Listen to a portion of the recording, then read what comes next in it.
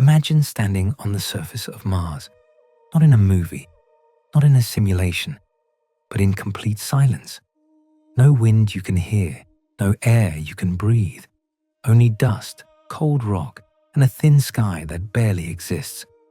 For years, Mars has been called humanity's backup planet, a second home, a future refuge, a place where civilization could begin again. But behind the hopeful headlines and futuristic promises, there is a quieter truth. Mars is not waiting for us. It is not welcoming, and it is not forgiving. Before we continue this journey, subscribe to Theories Before Sleep, where calm science and deep space stories help your mind slow down under the stars.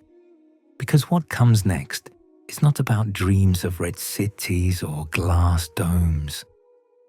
It's about radiation that never stops, cold that never rests, gravity that slowly breaks the human body, and an environment that does everything it can to make life impossible.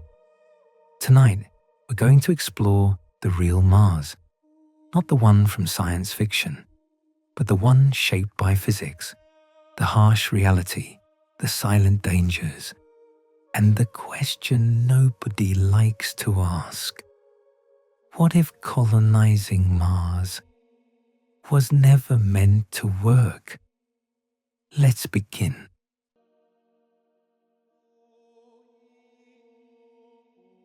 Mars has always felt close, not physically close, but emotionally close.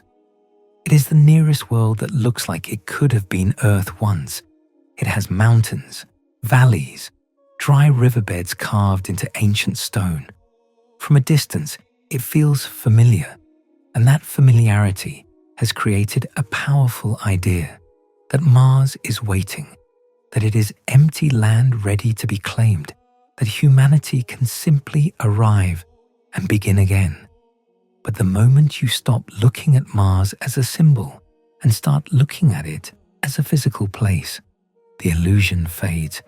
Mars is not Earth with red soil.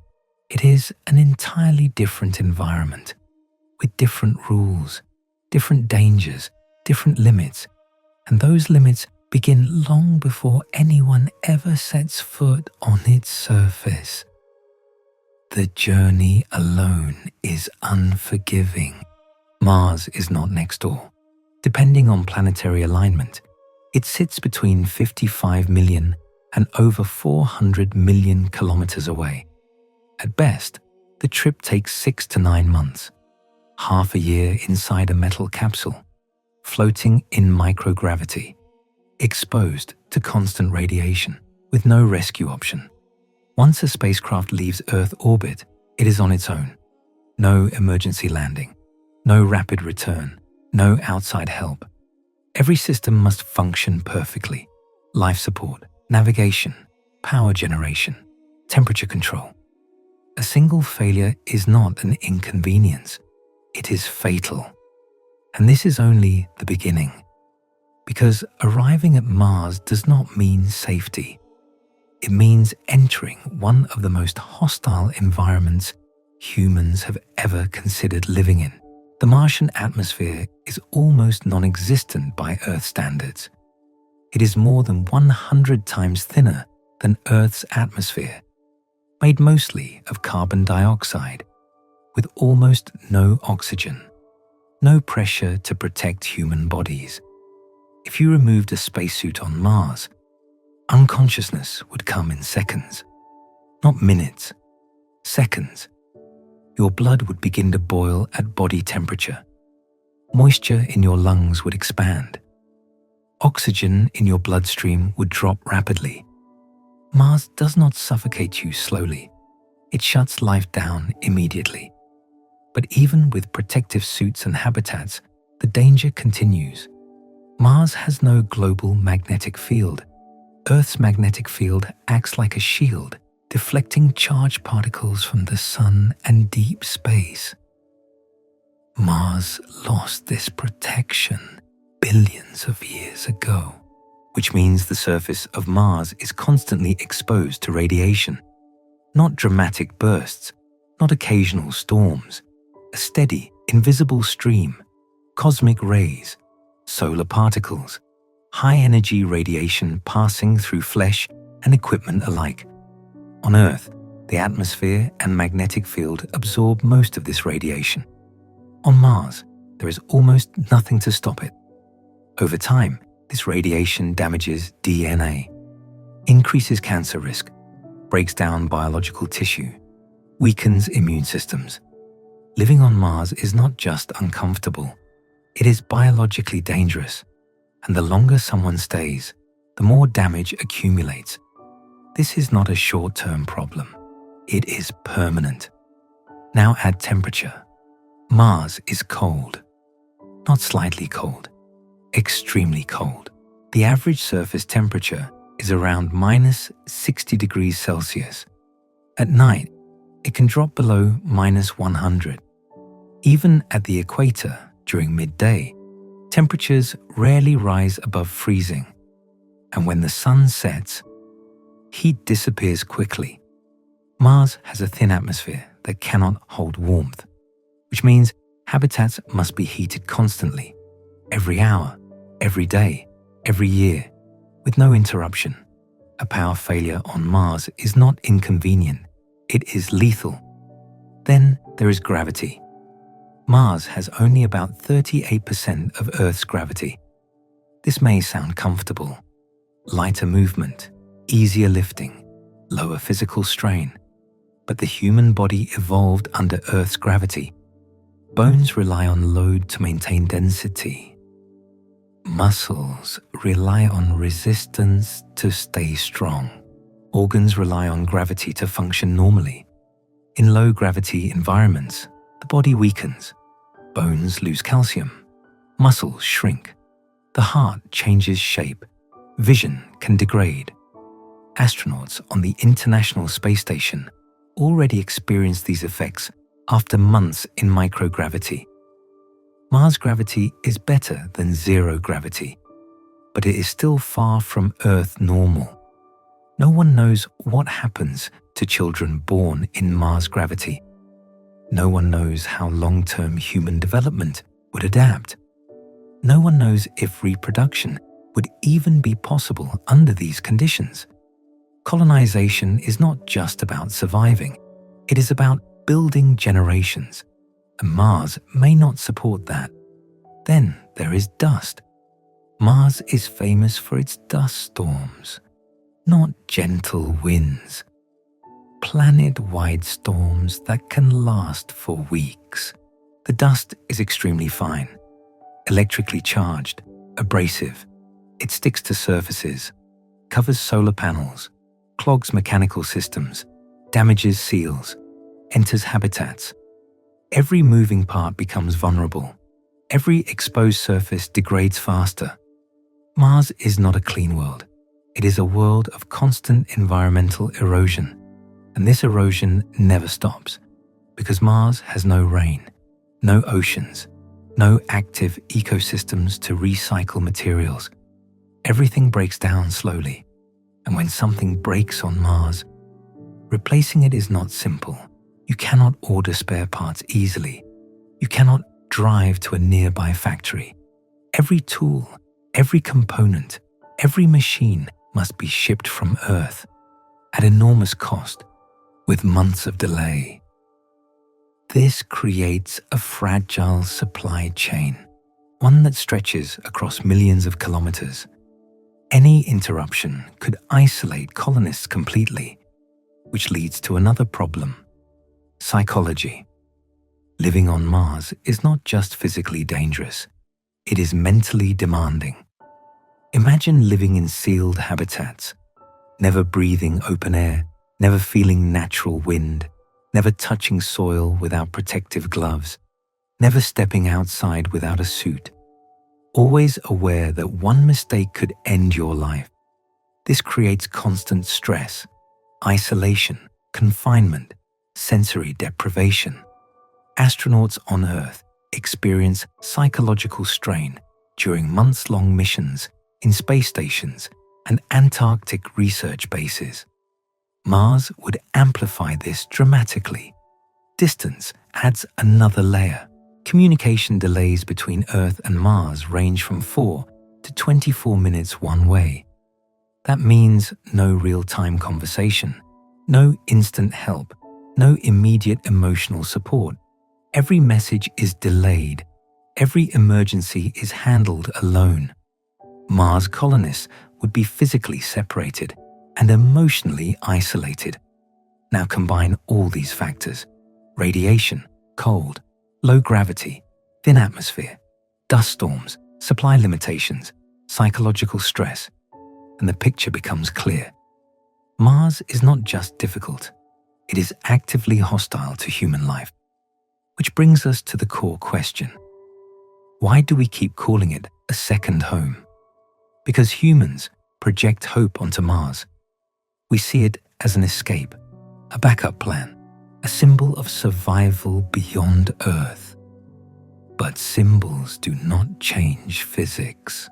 Dreams do not alter gravity. Optimism does not stop radiation.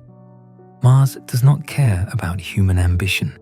It follows its own rules, rules shaped by billions of years of planetary evolution. And those rules are not designed for us. The idea of colonizing Mars often ignores this reality. It focuses on technology, on rockets, on habitats, on future innovations. But even with perfect technology, Mars would remain Mars: cold, dry, radiation-soaked, low gravity, distant, which means colonization is not about building cities. It is about constant survival. Every day becomes a maintenance task, keeping systems alive, keeping people alive, keeping energy flowing, keeping air clean, keeping water recycled. There is no natural backup, no environment to rely on, only machines. And machines fail, always, even on Earth. Now imagine maintaining them millions of kilometers away, with limited resources, limited spare parts, limited human energy. This is not a civilization environment. It is a permanent emergency situation, a controlled crisis, which raises a hard truth. Mars is not a planet waiting for humanity.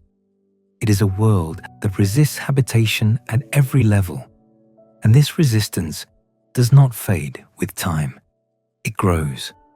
Because the longer humans stay, the more strain accumulates on bodies, on minds, on systems, on supply chains. Colonization implies permanence, but Mars offers no natural foundation for permanence, only artificial life support, only technological dependence, only fragile balance. And fragile systems do not build strong civilizations. They require constant attention, constant energy, constant repair, which is why Mars settlement, if it happens, will not look like cities. It will look like research outposts, small populations, highly trained specialists, temporary stays, not families, not generational communities, not self-sustaining societies. Because Mars does not support life naturally. It tolerates it only through technology, and tolerance is not the same as suitability. This is the harsh reality most discussions avoid. Mars is not humanity's future home. It is a laboratory, a testing ground, a scientific destination, but not a natural habitat. And understanding this is important because it changes expectations. It removes fantasy and replaces it with realism, which is necessary because the next part of this story becomes even more difficult. Because even if we solve surface survival, Mars hides deeper problems. Problems that cannot be fixed with habitats or suits. Problems written into the planet itself. And that is where the true challenge begins. Mars was not always the dead, frozen desert we see today. Billions of years ago, it looked very different. It had rivers, lakes, possibly shallow oceans, a thicker atmosphere, and a warmer climate. For a time, Mars may have been closer to Earth than we like to admit. But something happened. Not suddenly, not dramatically, slowly. Mars began to lose the very things that made it potentially habitable. And once those protections disappeared, the planet changed forever. The most important loss was invisible. Mars lost its magnetic field. On Earth, the magnetic field is generated by a molten, moving core.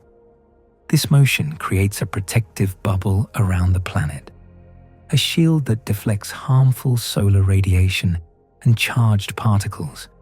It is one of the main reasons life can exist on Earth's surface. Mars once had a similar system, but its core cooled faster. The internal motion slowed, the magnetic field weakened, and eventually it disappeared. When that happened, Mars was exposed. The sun's solar wind began stripping away the Martian atmosphere. Not in days, not in years, over hundreds of millions of years. Particle by particle, molecule by molecule, the atmosphere grew thinner. Pressure dropped. Water on the surface became unstable. Liquid water could no longer exist easily. It evaporated or froze. And without atmospheric pressure, without a magnetic shield, without long-term climate stability, Mars slowly became uninhabitable. This is not a problem humans can easily fix. You cannot rebuild a planetary magnetic field with technology. You cannot restart a planetary core. You cannot recreate billions of years of geological activity, which means Mars lacks something fundamental: natural protection. Everything on Mars must be protected artificially. Habitats must shield radiation. Domes must hold pressure. Machines must create warmth. Systems must recycle air and water. Earth does this automatically. Mars does not. This difference matters more than any other factor because it determines long-term sustainability.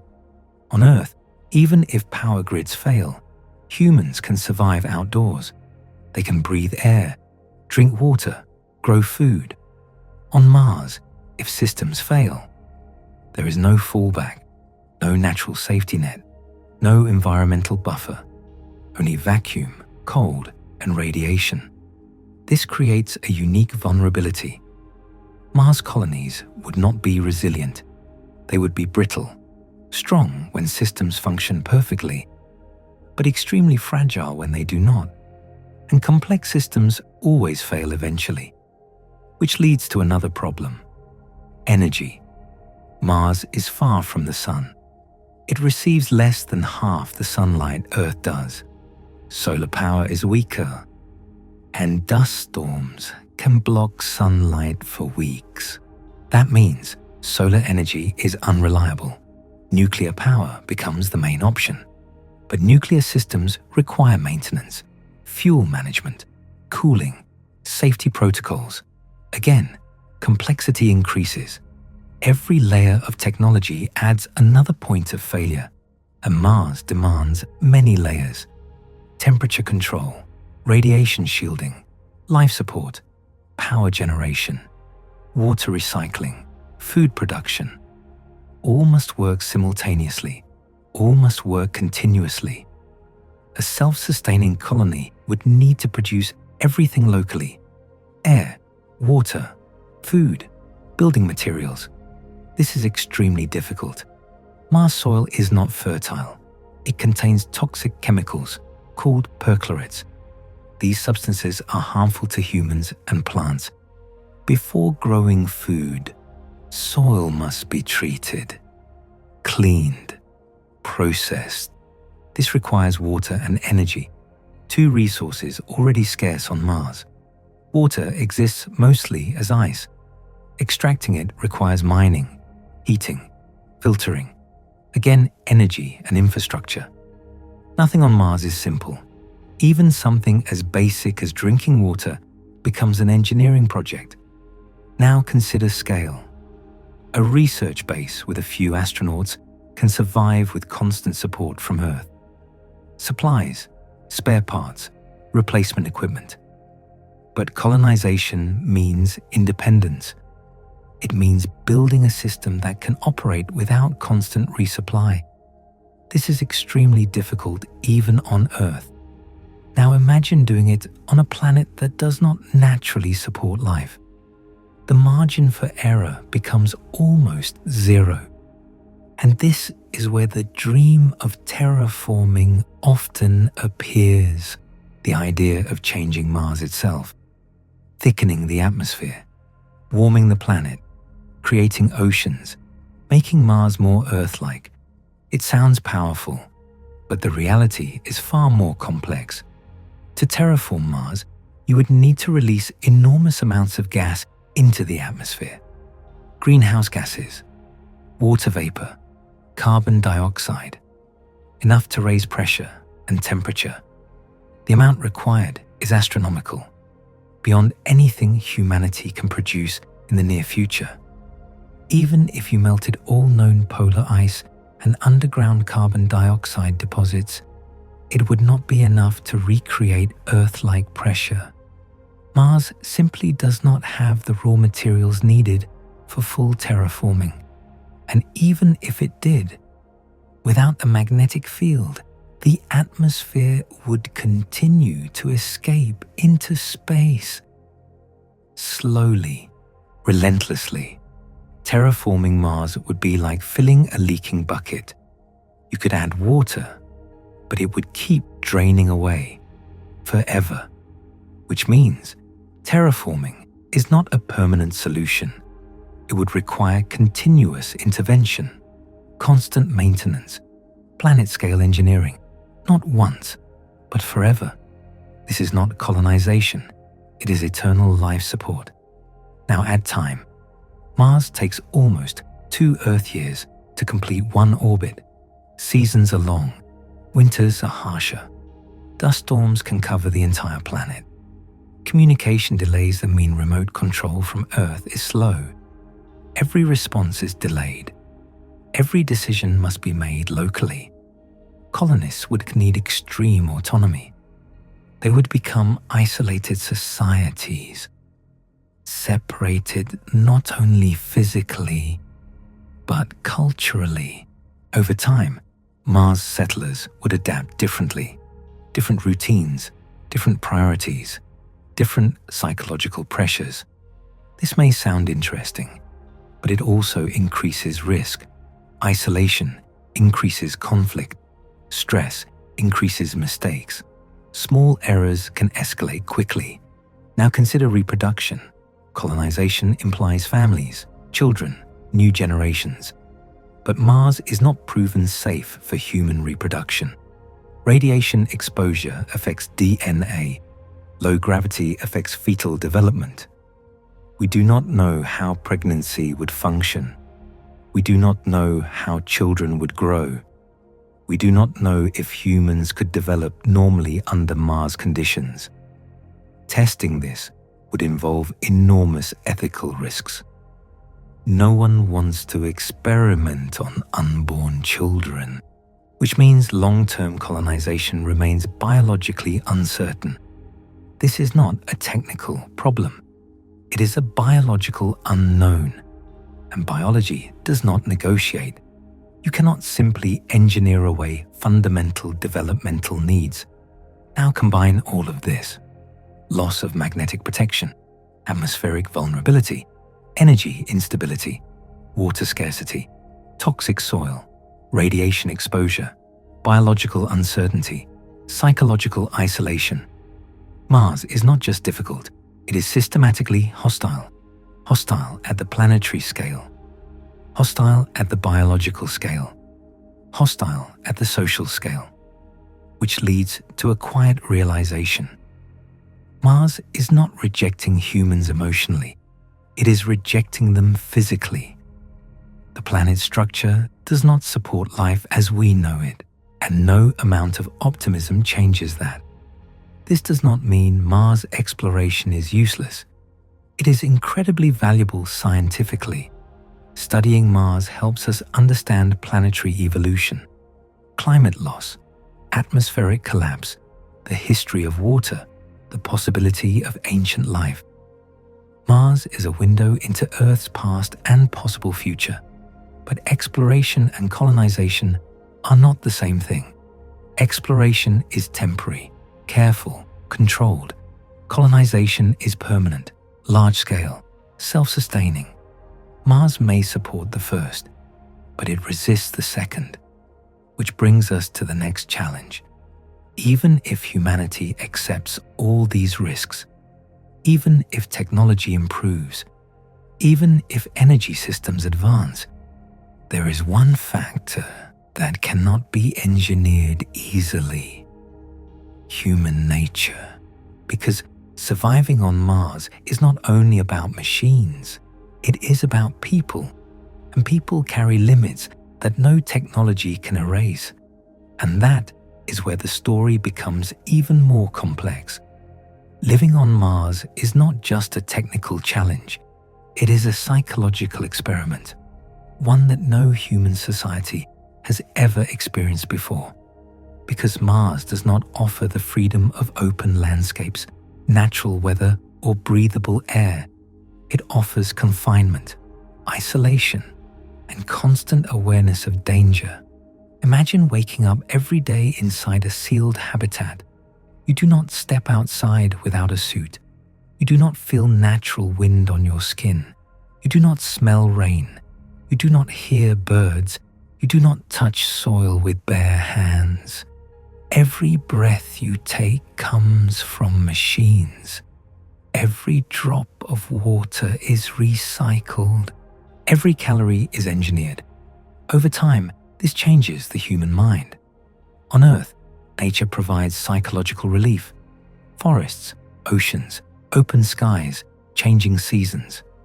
These environments reduce stress and regulate emotional health. Mars has none of this. Its environment is visually repetitive. Red dust, rock, empty horizon, day after day, month after month, year after year. This creates sensory deprivation. And sensory deprivation does not just make people bored. It affects cognition, memory, emotional stability, decision-making. Studies from long-term isolation experiments on Earth already show this. Antarctic research stations, submarine crews, space station astronauts.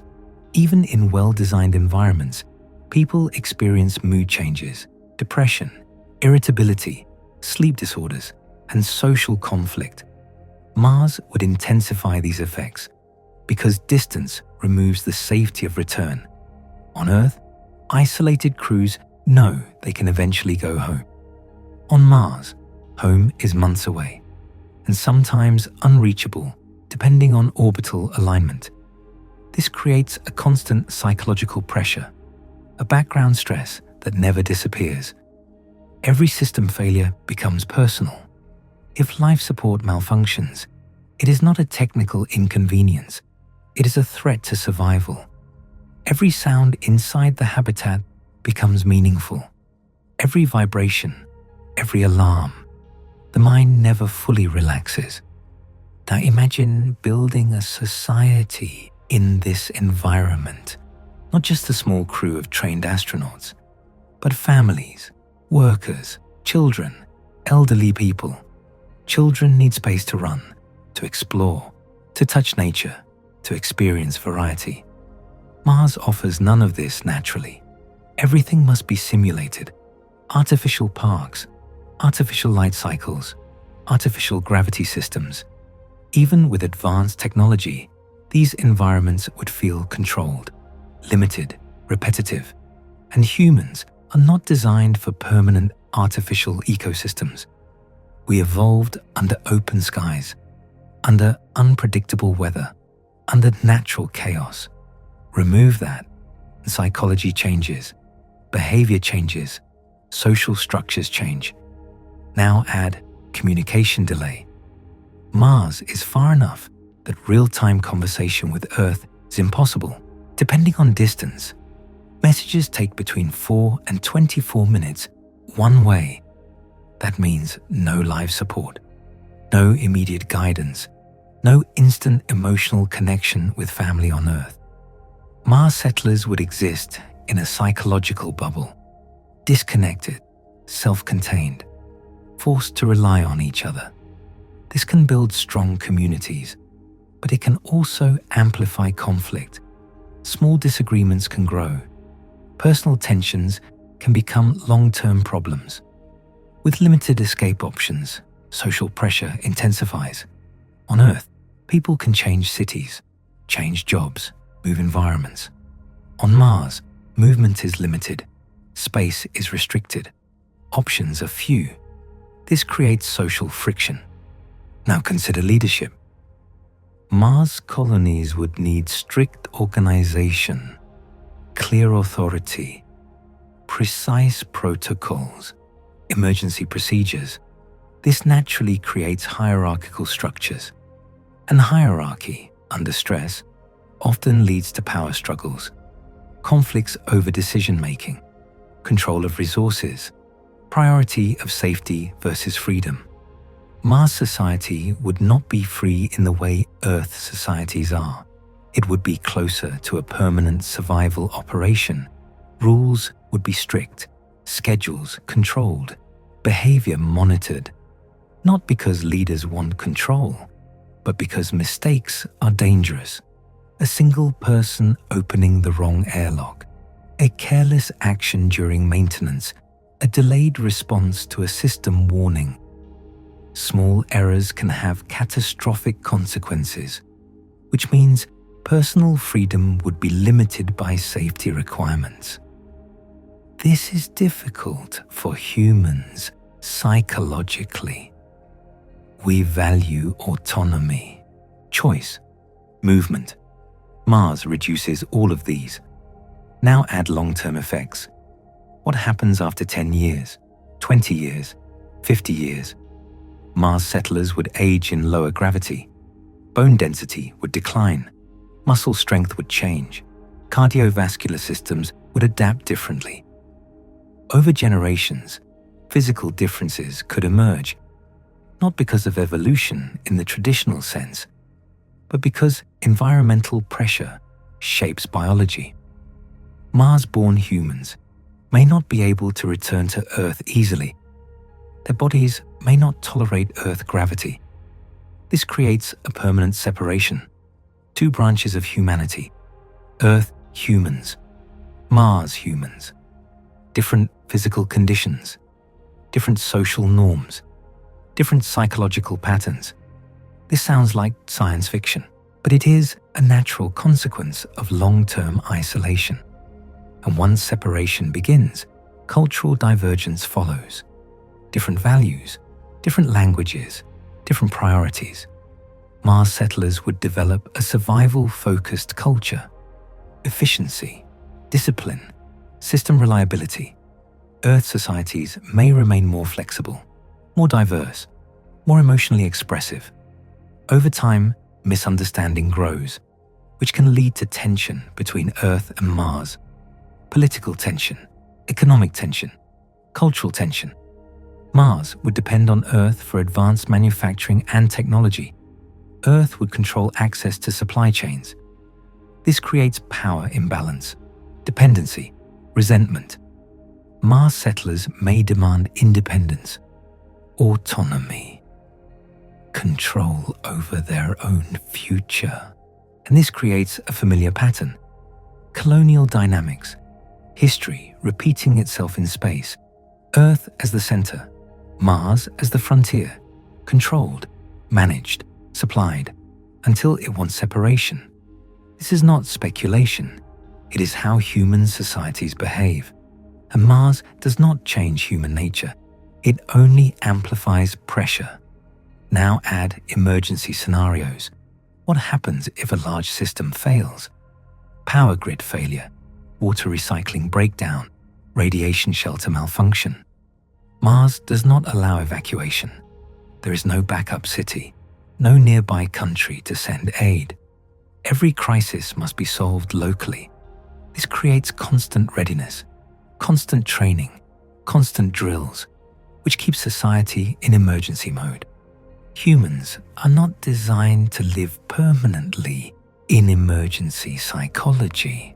It increases burnout, emotional fatigue, mental health problems. Even highly trained astronauts experience stress after long missions. Now imagine entire populations living like this, which brings us to a difficult conclusion. Mars is not just physically hostile, it is psychologically hostile. It creates conditions that push the human mind towards stress, rigidity, and emotional strain. Colonization is not only about surviving the environment, it is about building a healthy society. And Mars makes that extremely difficult. You can shield radiation, you can heat habitats, you can generate oxygen, but you cannot easily engineer happiness. You cannot easily replace nature. You cannot easily remove isolation. You cannot easily recreate Earth's complex emotional environment, which means that even if Mars colonies are technically possible, they may not be socially sustainable. They may survive, but not thrive, and thriving matters, because a civilization that only survives eventually collapses, not because of external threats, but because internal pressure builds, stress accumulates, motivation declines, meaning fades. Humans need more than oxygen and calories. They need connection, purpose, beauty, variety, freedom. Mars offers very little of this naturally, and everything that exists must be artificially maintained, which is exhausting. Now imagine the next generation. Children born on Mars, growing up in domes, seeing Earth only through screens, knowing that open skies exist somewhere far away, but unreachable. This creates a psychological tension between belonging and longing, between identity and distance. They are not Earthborn, but they are not fully Martian either. They are something new, and this new identity carries uncertainty, which leads to the core reality. Mars colonization is not simply a technological challenge. It is a human challenge, a social challenge, a psychological challenge, one that humanity has never faced at this scale. We have never built permanent societies in environments that are completely artificial. We have never raised generations without natural ecosystems. We have never created cultures entirely dependent on machines for survival. Mars would be the first, and first experiments are rarely perfect. They involve trial, error, suffering, adjustment, and those costs are not abstract. They are human lives, human experiences, human mental health, which raises a serious ethical question. Is it right to send people to build permanent lives in an environment that actively harms their bodies and minds? Not for exploration, not for science, but for colonization, for symbolic achievement, for national pride, for economic competition. Is that a fair trade? This question has no easy answer, but it must be asked. Because Mars does not care about symbolism. It does not reward ambition. It only responds to physics and biology. And physics and biology are clear. Mars is not built for humans. Humans would have to force themselves into it constantly, every day, for the rest of their lives. And that is a reality far harsher than most people imagine, which leads to the next layer of this story. Even if humans accept all these challenges, even if they endure the psychological strain, Mars hides another problem. one that affects survival itself: food. Because feeding a colony on Mars is far more complicated than simply growing plants. And that is where the illusion becomes even harder to maintain. Food is the foundation of every civilization. Without stable food systems, societies collapse. Without reliable agriculture, long-term survival becomes impossible. On Earth, food is supported by an entire planetary ecosystem. Soil microbes recycle nutrients. Insects pollinate crops. Rain distributes water. Seasons regulate growth cycles. Atmospheric pressure keeps liquids stable. Mars has none of this. There is no natural agriculture on Mars. Every plant must be grown artificially. Inside sealed habitats, under controlled light, with recycled water, in processed soil or hydroponic systems. This is not farming, it is industrial food production. Highly technical, energy intensive, fragile. Even small failures can destroy entire harvests. A lighting malfunction, a nutrient imbalance, a temperature fluctuation, a contamination event. Any of these can wipe out crops. On Earth, farmers recover with backup fields, wild ecosystems, and natural redundancy. On Mars, there is no redundancy. There is only the habitat. And once crops fail, resupply from Earth takes months, which means food security on Mars is not seasonal. It is moment to moment. Constant monitoring, constant adjustment, constant risk management. Now, consider scale. Feeding a small research crew is possible with carefully planned shipments and experimental growth systems. Feeding a colony of hundreds or thousands is entirely different. Food demand increases exponentially. Storage requirements increase. Waste recycling becomes critical. Every calorie must be accounted for. There is no room for inefficiency. This creates a rigid lifestyle. Meals become controlled. Diets become optimized. Variety becomes limited. On Earth, food is culture, celebration, tradition, comfort. On Mars, food becomes survival mathematics. Calories per watt, yield per square meter, water usage per plant. This removes an important emotional element of human life.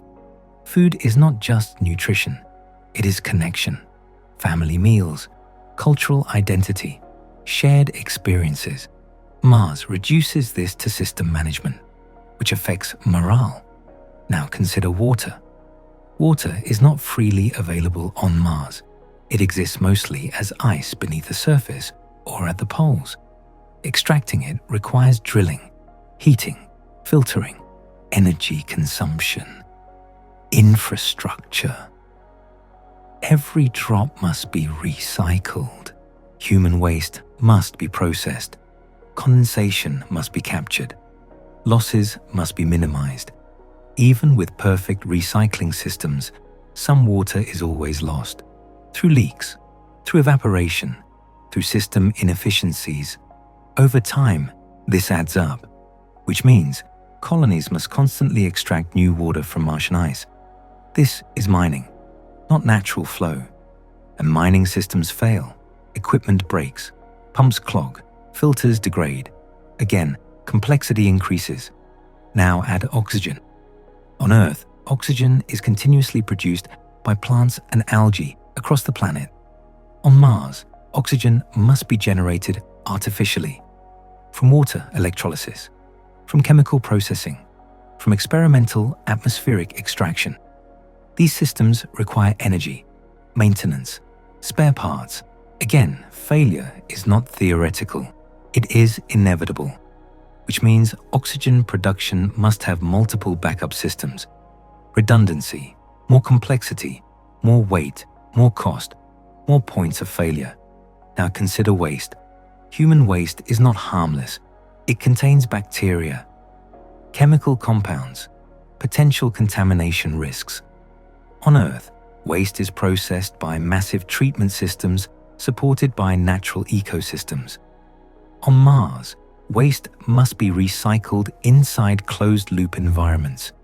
Mistakes can contaminate water supplies, damage crop systems, create health hazards, which adds another layer of risk. Everything becomes interconnected. Food depends on water. Water depends on energy. Energy depends on equipment. Equipment depends on maintenance.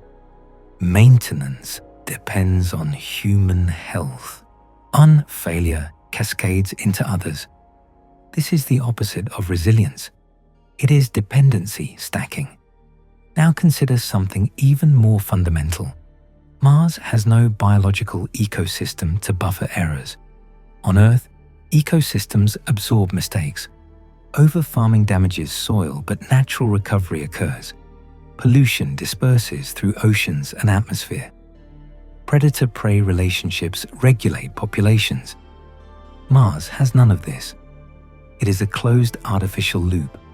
Closed systems amplify errors. They do not soften them, which is why life support experiments on Earth struggle. Even in controlled environments, maintaining perfect closed ecosystems is extremely difficult. Tiny imbalances grow over time. Mars would require maintaining these systems indefinitely. Not for months, not for years, for generations. This has never been done. Now add population growth. Colonization implies growth. Families, children, new needs, increased consumption, more waste, more energy demand, more food production. Scaling artificial ecosystems is not linear.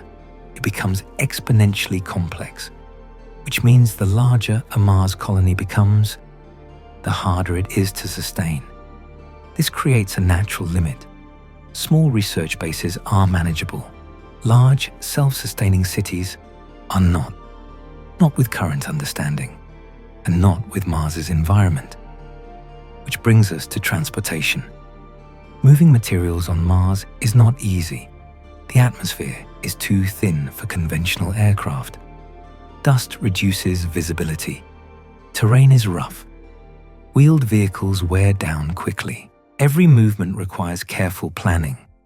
Energy usage increases. Maintenance increases. Again, complexity. Now consider construction. Building habitats requires materials. Some materials can be produced locally using Martian regolith, but advanced components must come from Earth. Electronics, medical equipment, high-precision tools. This creates long-term dependency. Mars will not be independent for a very long time, and dependency creates vulnerability, political, economic, strategic. Mars colonies would rely on Earth governments or corporations. This means colonization is not purely scientific. It becomes geopolitical. Economic competition enters. Control over supply chains becomes power, which can create tension. Mars becomes a resource project, not a humanitarian project. Now return to food. The idea of farming Mars often focuses on technology. LED, grow lights, hydroponics, genetically modified crops. But technology does not change one fact. Plants evolved under Earth gravity, under Earth radiation levels, under Earth atmospheric pressure. Growing them on Mars requires constant artificial adjustment. Even then, long-term genetic effects are unknown. Radiation damages plant DNA too. Mutations increase. Crop reliability becomes uncertain, which means food security on Mars is not stable. It is experimental, always adapting, always vulnerable. Now imagine the psychological effect of this, knowing that your food supply depends on machines. That one system failure could lead to rationing, that long-term shortages are possible. This creates anxiety.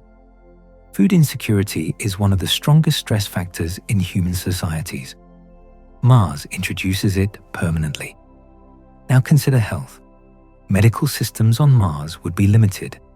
No large hospitals, no complex emergency infrastructure, no fast evacuation. Serious illness becomes dangerous. Surgery becomes high risk.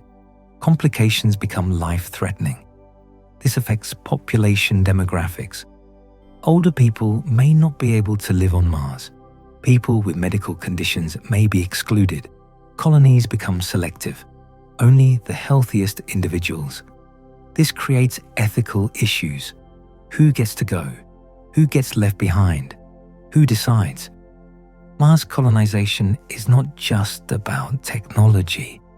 It is about human selection, which is uncomfortable because it raises questions about inequality and access. Now combine everything: artificial food systems, fragile water supply, complex waste recycling, energy dependence, medical limitations, population pressure, psychological stress. Mars is not just difficult to live on. It creates a constant survival loop. Everything revolves around maintaining systems, not around growth, not around creativity, not around comfort. Life becomes maintenance, which is exhausting. Over time, societies built around maintenance struggle to evolve culturally. Art becomes secondary. Exploration becomes limited. Innovation focuses on survival efficiency, not on expression. Mars civilization would be highly technical, but emotionally constrained, which leads to a deeper conclusion. Mars does not allow natural civilization development. It forces survival-based organization, and survival-based societies tend to be rigid, highly controlled, risk-averse, focused on order. This is not necessarily bad, but it limits cultural richness. It limits diversity of lifestyles. It limits experimentation. Because mistakes are costly, which makes Mars a difficult place to build a thriving society. Not impossible, but extremely constrained. Now consider the cost. Every kilogram sent to Mars costs enormous amounts of money. Every infrastructure upgrade is expensive. Every emergency shipment is costly. Colonization would require trillions of dollars over decades. This money could solve many problems on Earth. Climate adaptation, poverty, education, healthcare, which raises another ethical question. Is Mars colonization the best use of resources?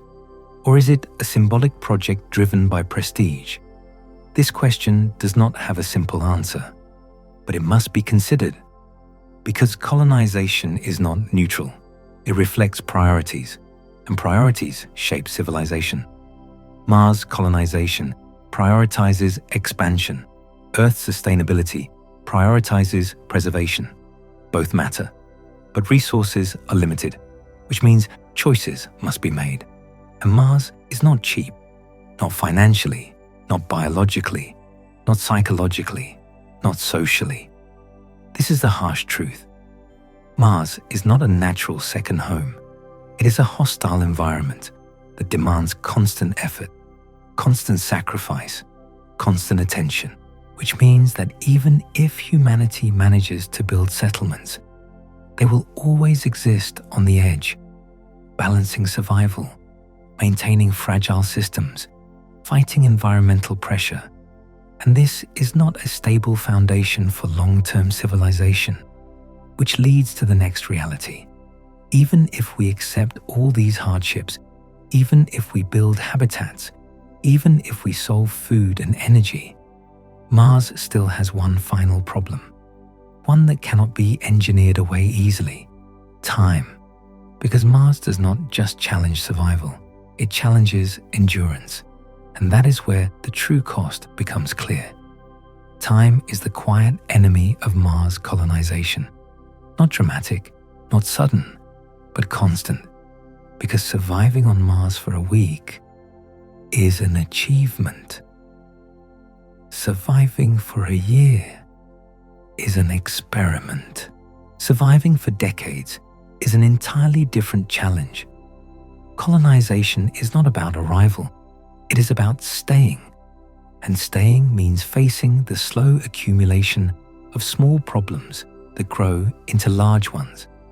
Every machine degrades, every seal weakens, every filter clogs, every electronic component ages under radiation. Mars is filled with fine dust that infiltrates equipment. Radiation slowly damages circuits. Temperature fluctuations stress materials. On Earth, infrastructure is constantly repaired using massive industrial networks. Factories produce spare parts. Technicians replace systems. Supply chains keep everything running. On Mars, those networks do not exist. Everything must be shipped from Earth or manufactured locally with limited resources. This creates a long-term maintenance burden that never disappears. The longer a colony exists, the more infrastructure it accumulates. And the more infrastructure it has, the more things can fail. This creates a compounding problem. Maintenance does not scale linearly. It grows exponentially with complexity, which means that over time, Mars colonies would spend more and more effort just keeping existing systems alive. Less time for innovation, less time for expansion, less time for improvement. Life becomes a constant repair cycle. Now consider human aging. Mars settlers will not remain young and healthy forever. Bones weaken with time. Radiation damage accumulates. Low gravity alters muscle structure. Immune systems change. Even with medical intervention, aging still happens. Older colonists will require more medical care, more monitoring, more support. Mars does not offer advanced healthcare infrastructure. There are no specialized hospitals, no emergency trauma centers, no complex long-term care facilities, which means that long-term aging populations create additional strain on already fragile systems. Now imagine multiple generations. Children born on Mars grow up under low gravity. Their bodies adapt differently. Returning to Earth may be difficult or impossible. Their bones may not tolerate Earth gravity. Their cardiovascular systems may function differently.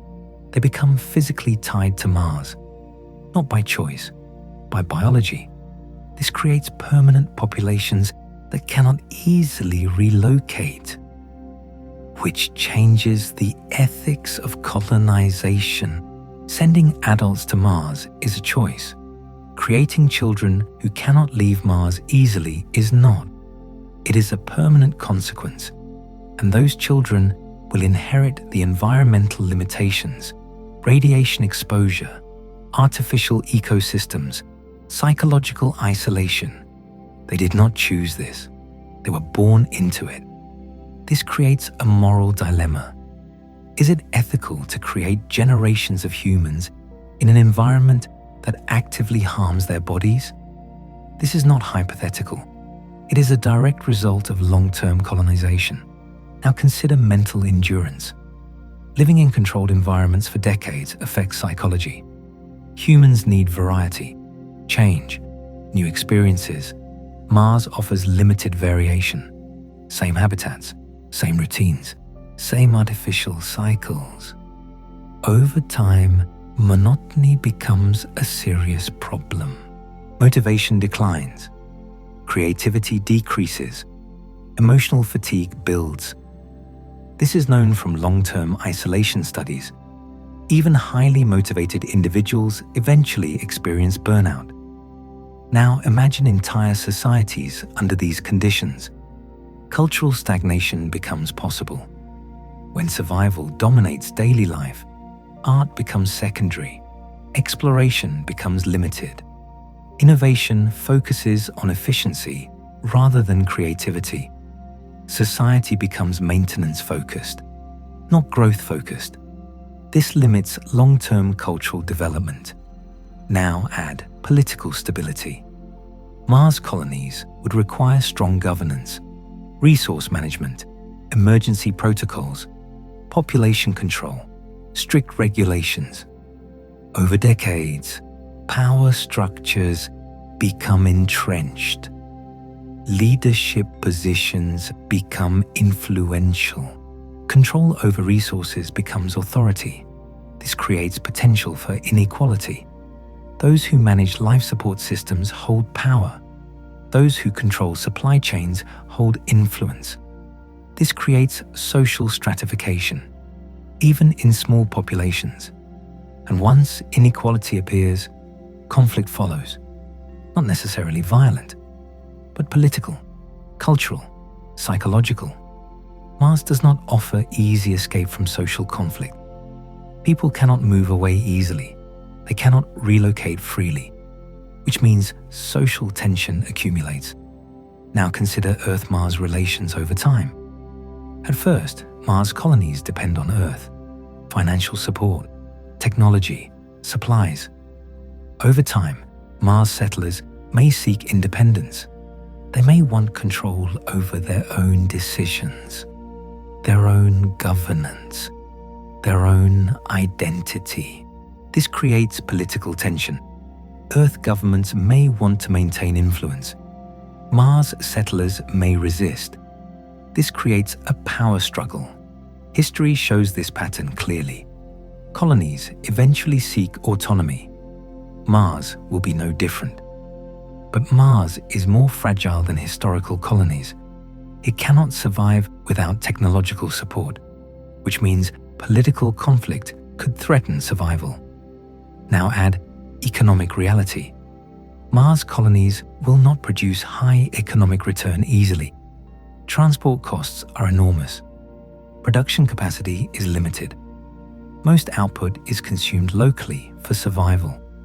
This means Mars is not a profitable destination. It is a high-cost research and prestige project. Long-term funding becomes uncertain. Governments change. Budgets shift. Public interest fades. Mars enthusiasm may decline over decades. And when funding decreases, maintenance becomes harder. Systems degrade faster. Safety margins shrink. This creates risk. Mars colonies depend on long-term commitment, not short political cycles, not changing economic priorities. This mismatch creates instability. Now consider technological aging. Technology evolves rapidly. Mars colonies built with current technology will become outdated. Upgrading systems on Mars is difficult. Shipping new equipment takes months. Compatibility issues arise. Software becomes obsolete. Hardware support disappears. Over time, Mars infrastructure risks becoming technologically frozen, using outdated systems because upgrades are too expensive or slow. This increases vulnerability. Cybersecurity also becomes an issue. Remote systems, autonomous control, communication networks. Mars colonies rely heavily on digital infrastructure. This creates exposure to system failures, errors, malfunctions, cyber vulnerabilities. Again, complexity grows. Now combine everything: aging infrastructure, aging population, psychological fatigue, political tension, economic uncertainty, technological obsolescence. Time slowly erodes stability, not through one big disaster, but through accumulation. This is how civilizations collapse, not from sudden catastrophe, but from slow decay. Mars accelerates this process because its environment offers no natural buffer, no easy recovery, no environmental support. Everything must be actively maintained forever, which is not how natural civilizations evolve. On Earth, ecosystems absorb stress. Societies rebuild after disasters. Resources regenerate. Mars offers none of this.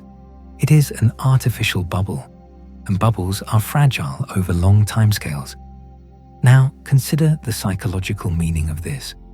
Mars settlers will know they live inside a fragile system, that their entire society depends on machines, that failure is always possible. This creates existential pressure. Living with constant awareness of vulnerability changes how people think about life. Some may become extremely disciplined, others may become anxious, others may become apathetic. This diversity of response creates social instability. Now consider culture. Culture thrives on shared experiences. Nature, art, tradition. Mars culture will be shaped by survival, emergency drills, system maintenance, resource management. This creates a different type of identity, one centered on endurance rather than expression. That is not necessarily bad, but it is narrow, which limits cultural richness. Now consider the long view. What happens after 100 years, 200 years, 500 years? Mars colonies would either adapt into highly controlled survival societies, or they would fail. There is little middle ground. Either systems improve enough to create stability, or maintenance costs overwhelm capacity. There is no natural support to fall back on, which means Mars colonization is not a guaranteed future. It is a long-term gamble. A gamble with high costs and uncertain outcomes. Now return to the original promise. Mars as a backup planet, a refuge for humanity, a second Earth. This idea sounds comforting, but the reality is harsh. Mars is not a safe backup. It is more fragile than Earth. It offers less protection, less resources, less stability. If Earth faces crisis, Mars will not be safer. It will be more vulnerable, which makes the idea of Mars as a survival plan misleading. Mars is not an escape from planetary problems. It is a place that amplifies them. Now consider the deeper implication. If humanity cannot maintain stability on Earth, a planet that naturally supports life, how likely is it to maintain stability on Mars, a planet that actively resists life? This question is uncomfortable, but important, because colonization is not just about possibility. It is about responsibility. Sending people to Mars is not heroic exploration. It is asking them to live permanently under extreme conditions, to accept physical harm, psychological strain, social pressure, long-term uncertainty, for the sake of a symbolic future. And symbolism does not feed people. It does not protect DNA. It does not reduce radiation, which leads to the final realization of this part. Mars colonization is not impossible, but it is far harsher than public imagination suggests. It requires sacrifices not just from technology, but from human bodies, human minds, human lives, and those costs accumulate with time, which means that the true question is not whether we can go to Mars. It is whether we should try to build permanent lives there. And that question does not belong to engineers. It belongs to humanity. Because Mars will not judge us. Physics will not argue. Biology will not negotiate. Only the consequences will remain, and they will last for generations. When all of these realities are placed together, a quiet shift begins to happen. The question stops being, how fast can we colonize Mars? And becomes, why are we trying so hard to force ourselves onto a planet that does not want us? Because Mars is not the only option. It was never the only option. It simply became the most romantic one. The red planet looks dramatic. It feels close enough to touch. It carries the illusion of being Earth-like. But when humanity steps back and looks at the bigger picture, another truth emerges. If the goal is survival, if the goal is expansion, if the goal is becoming a spacefaring civilization, Mars is not the most logical first destination. Earth orbit, the Moon, asteroids, artificial habitats. These options offer something Mars cannot. Control. In space, environments can be engineered. Gravity can be simulated with rotation. Radiation shielding can be optimized. Temperature can be stabilized. Location can be chosen. Mars locks humanity into a fixed planetary environment, one with low gravity, high radiation, cold temperatures, dust storms, thin atmosphere. You cannot change these easily. But in space, habitats can be designed from the beginning for human biology. This changes everything. Imagine rotating space stations that create artificial gravity. Not Mars gravity, not microgravity, but Earth-like gravity. Bones remain strong, muscles stay healthy, cardiovascular systems function normally. Now imagine placing these habitats in stable orbits, near Earth, near the Moon, at gravitational balance points. These locations allow constant sunlight, stable temperatures, easy access to Earth, short communication delays, fast resupply, emergency evacuation options, all things Mars does not offer. Now consider radiation. In space, radiation shielding can be built into habitat walls, using water, regolith from asteroids, layered materials. Mars offers no natural magnetic shield, but artificial habitats can be designed with layered protection from the beginning. This reduces long-term cancer risk, protects DNA, improves health outcomes. Now consider food. In orbital habitats, agriculture can be optimized. Large rotating farms, controlled ecosystems, continuous sunlight exposure, no dust storms, no toxic soil, no extreme temperature swings. Everything is controlled. Mars farming is limited by surface conditions. Space farming is limited only by engineering. Now consider logistics. Earth orbit and Moon bases are days away, not months. Supply chains are manageable. Emergency return is possible. Technology upgrades are easier. Mars is isolated, slow, distant, expensive, risky. Now consider economics. Asteroids contain enormous resources, metals, water, rare elements. Mining asteroids could support space infrastructure, fuel production, construction materials, radiation shielding. Mars offers limited accessible resources, and extracting them is difficult. Asteroid mining is challenging, but it offers far greater potential returns. Now consider energy. Space allows direct access to sunlight without atmospheric interference. Solar power becomes far more efficient. Energy collection stations can transmit power to habitats. Mars receives weaker sunlight and suffers from dust storms. Energy stability is harder. Now consider human psychology. Living in orbital habitats still limits nature exposure, but it allows better environmental design. Artificial skies, simulated day-night cycles, controlled lighting, virtual landscapes, access to Earth through short communication delays. Mars creates isolation. Orbital habitats maintain connection. Now consider scalability. Space habitats can be expanded modularly. One station becomes 2, 2 become 10, 10 become hundreds. Population growth is gradual and controlled.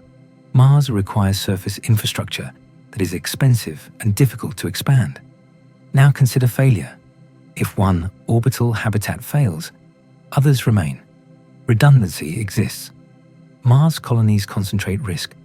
Failure affects entire settlements, which creates vulnerability. So why does Mars dominate public imagination? Because Mars feels like a planet, and humans are emotionally attached to planetary living. We evolved on planets. We like ground beneath our feet. We like horizons. We like landscapes. But biology does not care about nostalgia. It cares about conditions, and conditions matter more than symbolism. Which brings us to Earth, the most important planet in this story. Because while humanity debates Mars, Earth remains the only world that naturally supports life.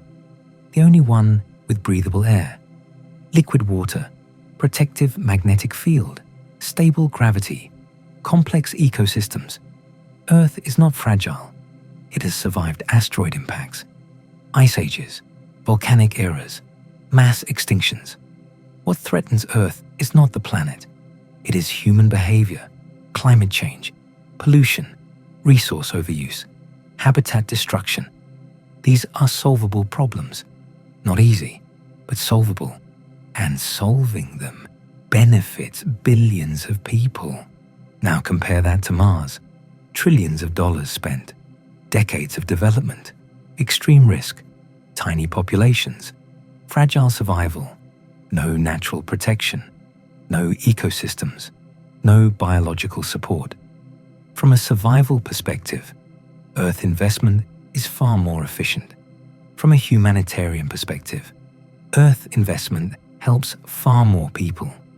From a stability perspective, Earth is vastly superior, which creates an uncomfortable thought. Mars colonization is often presented as a solution to Earth's problems. But in reality, it distracts from them. It creates the illusion of escape, a backup plan, a safety net, when no such net truly exists. Mars does not solve climate change. Mars does not solve overpopulation.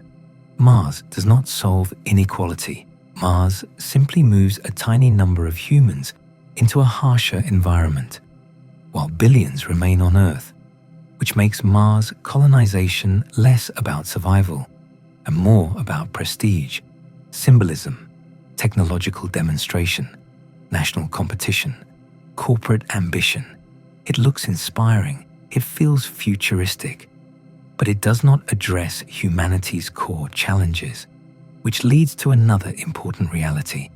If humanity cannot manage sustainability on Earth, a planet that naturally supports life, it is extremely unlikely to manage sustainability on Mars, a planet that does not.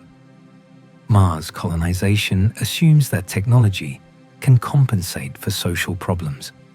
But technology does not fix behavior, it amplifies it. If humans bring inequality to Mars, Mars will amplify it. If humans bring competition, Mars will intensify it. If humans bring environmental neglect, Mars will punish it faster. Now imagine the long-term future. If humanity invests heavily in Earth sustainability, renewable energy, ecosystem restoration, circular economies, resource efficiency, Earth becomes more resilient, safer, more stable. Now imagine investing heavily in space infrastructure near Earth. Orbital habitats, moon bases, asteroid mining. These create expansion opportunities without extreme biological harm. They build technological capability.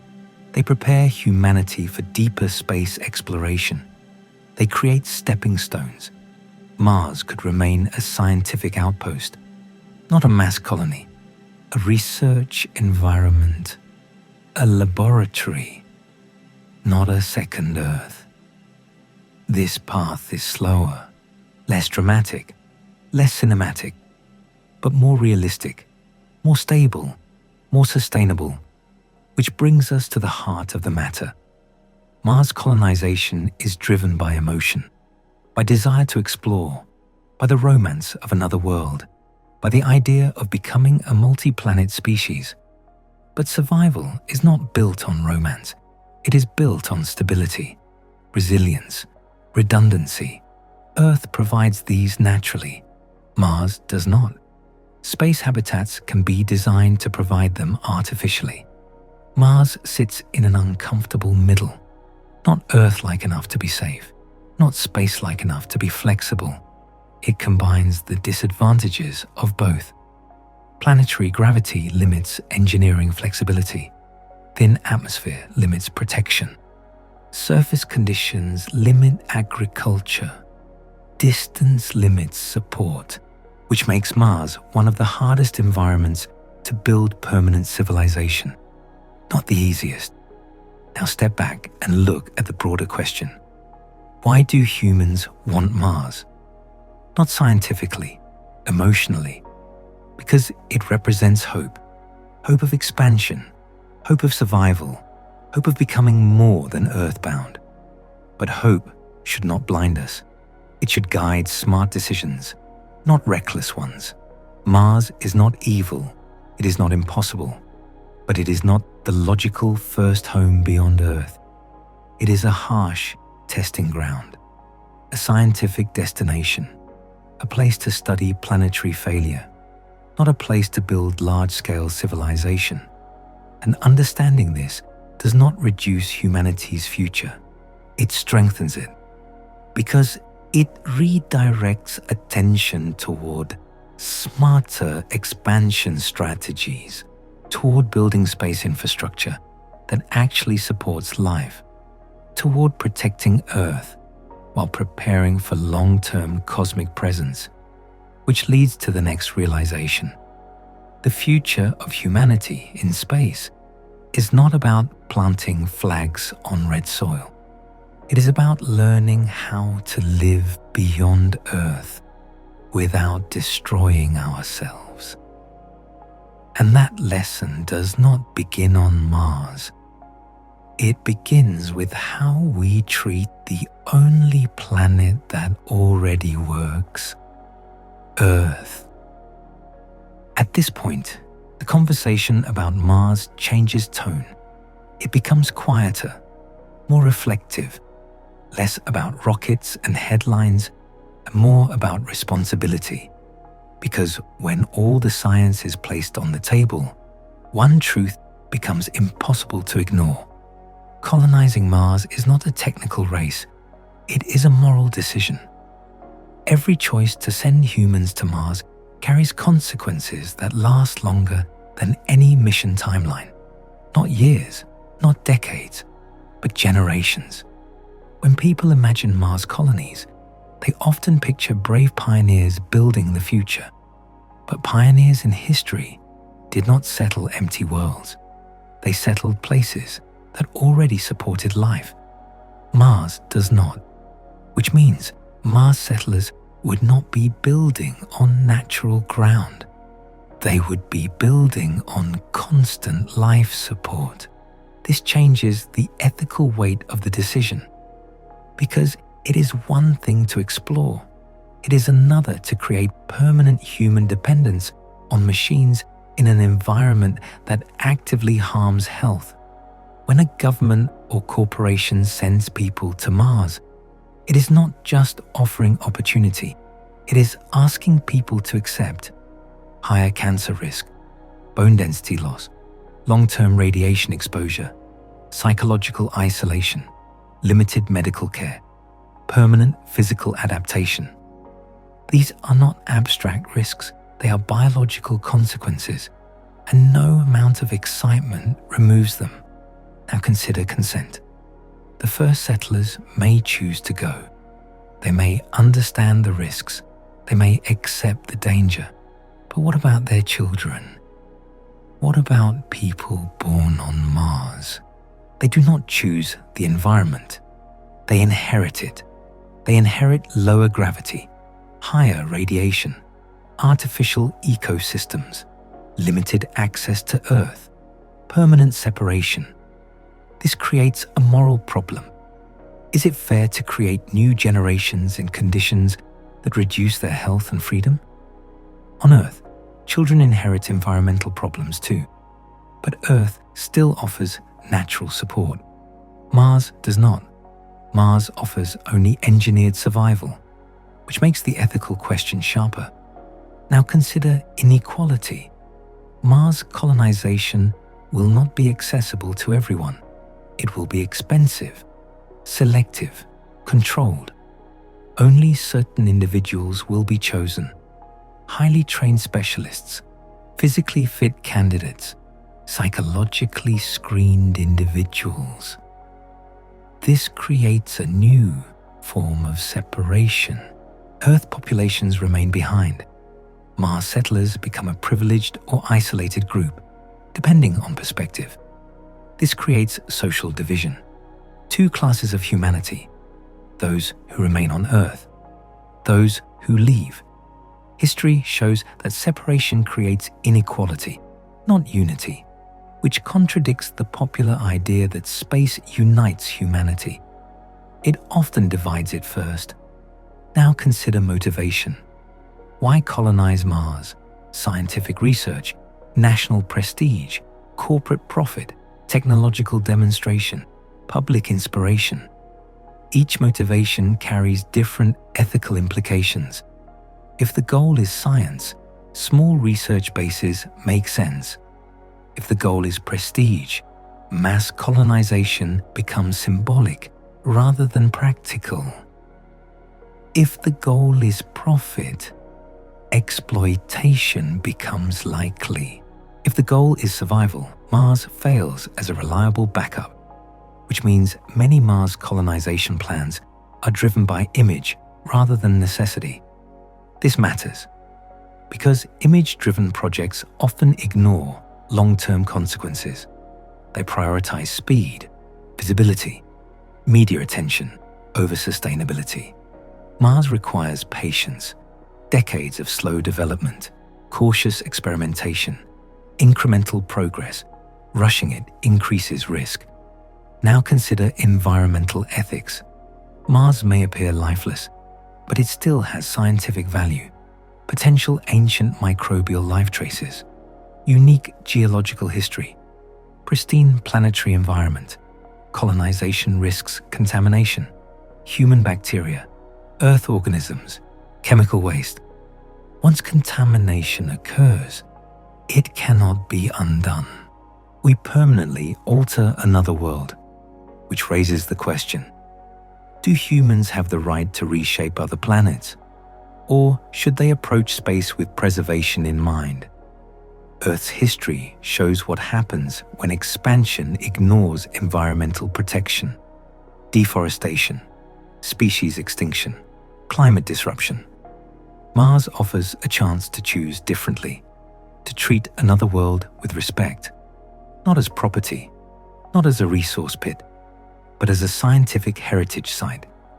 Now consider long-term human identity. Mars colonization is often described as the next step in human evolution, becoming multiplanetary. But identity does not automatically improve with location. It improves with values. If humanity carries the same mistakes into space, space becomes a larger stage for the same problems. If humanity learns restraint, space becomes a place for cooperation. Mars forces this choice early because it is not forgiving. It amplifies consequences. Mistakes cost lives quickly, which means Mars may not be the place to experiment with large-scale civilization. It is better suited for controlled exploration, not mass settlement. Now think about time again. Earth will remain habitable for billions of years, longer than human civilization has existed. Mars will not become Earth-like naturally, not on timescales that matter to humans, which means urgency is artificial. There is no deadline forcing Mars colonization. No immediate planetary collapse requiring escape. Earth's problems are serious, but solvable. Climate adaptation, energy transition, resource management. These challenges require effort, but they do not require abandoning Earth. Mars is not a lifeboat. It is a research destination, which brings us to the most important realization. The dream of Mars, colonization, often reflects dissatisfaction with Earth, political frustration, environmental anxiety, social instability. Mars becomes a psychological escape, a blank slate fantasy. But blank slates do not exist. Every environment carries constraints. Mars carries more constraints than Earth, which means running away from Earth problems does not solve them. It multiplies them in a harsher environment with fewer safety nets. Now imagine an alternative future. Instead of rushing to colonize Mars, humanity invests heavily in Earth restoration, sustainable cities, renewable energy, closed-loop ecosystems, orbital infrastructure, moon research bases, asteroid resource development. This creates a layered expansion. Earth remains the center. Space infrastructure grows gradually. Mars remains a scientific laboratory, not a mass settlement. This approach builds capacity without risking large populations. It prepares humanity for deeper space travel without sacrificing human health. Now consider inspiration. Mars exploration is inspiring. It motivates students. It encourages science. It unites people emotionally. But inspiration does not require colonization. Robotic exploration already provides discovery. Mars rovers have revealed ancient rivers, mineral formations, climate history, scientific wonder. We can explore Mars without living there permanently, which gives us the best of both worlds. Knowledge without unnecessary suffering. Now return to the human story. Mars colonization is often framed as destiny, but destiny is not written by planets. It is written by decisions. Humanity is not forced to colonize Mars. It chooses whether to. And choice implies responsibility. Responsibility to future generations. Responsibility to current populations. Responsibility to science. Responsibility to ethics. Which leads to the quiet conclusion of this part. Mars is not humanity's next home. It is a test, a mirror, a reminder of what happens when a planet loses protection. Atmosphere stripped, magnetic field gone, climate collapsed. Mars is not showing us the future of humanity. It is showing us what Earth could become if we are careless. And that may be Mars' greatest value, not as a place to live, but as a warning, a frozen record of planetary failure, a reminder that habitable worlds are rare, precious, irreplaceable, which means the most important colonization project humanity will ever undertake is not Mars, it is preserving Earth. Because Earth already works, it already supports life, it already gives us air, water, gravity, ecosystems, complex beauty, and no technology can replace that easily. Mars is quiet, cold, empty. Earth is alive, breathing, complex. The choice between them is not just scientific, it is philosophical. Do we chase distant dreams or protect the reality that already sustains us? And that choice will define humanity far more than any rocket ever will. When the idea of Mars as a permanent home begins to fade, something else becomes clearer. Humanity's future in space is not about replacing Earth. It is about expanding responsibly without abandoning the only world that already works. Mars taught us something important, not through success, but through limitation. It showed us what happens when a planet loses its magnetic field, when an atmosphere thins, when water disappears, when climate collapses. Mars is not just a destination. It is a lesson written in stone and dust. And that lesson applies directly to Earth. Because Earth is not immune to change. It is stable now, but stability is maintained, not guaranteed.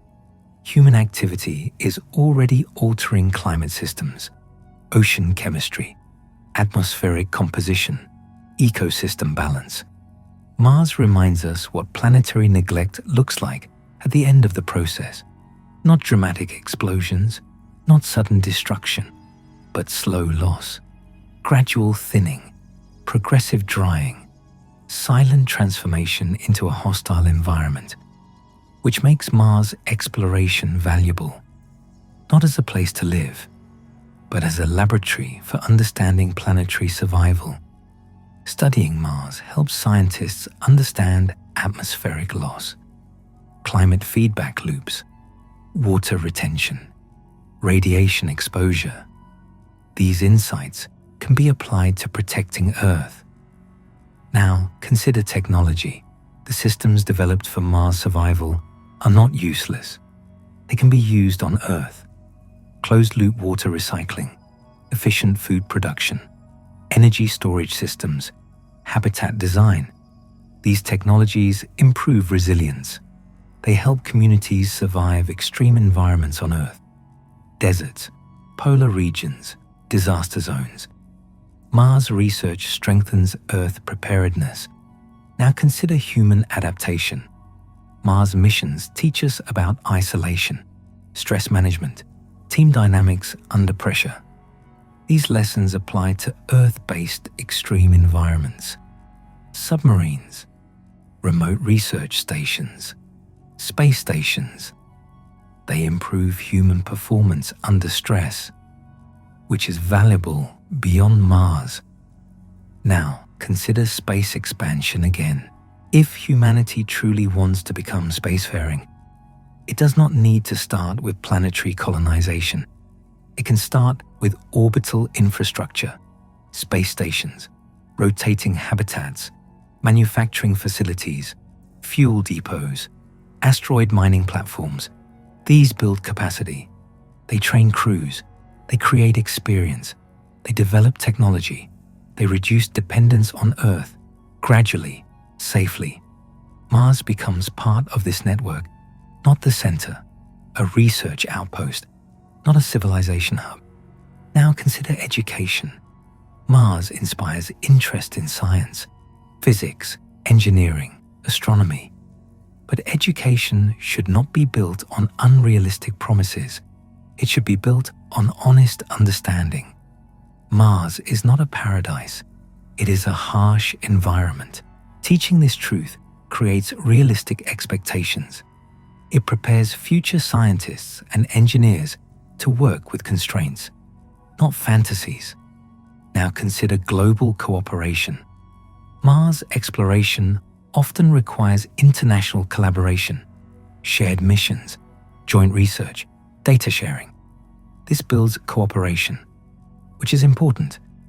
But cooperation should extend beyond Mars to Earth sustainability, climate agreements, resource management, disaster response. Mars can be a symbol of unity, but unity must also exist on Earth. Otherwise, it becomes symbolic rather than functional. Now consider the cultural narrative. Popular media often portrays Mars as humanity's destiny.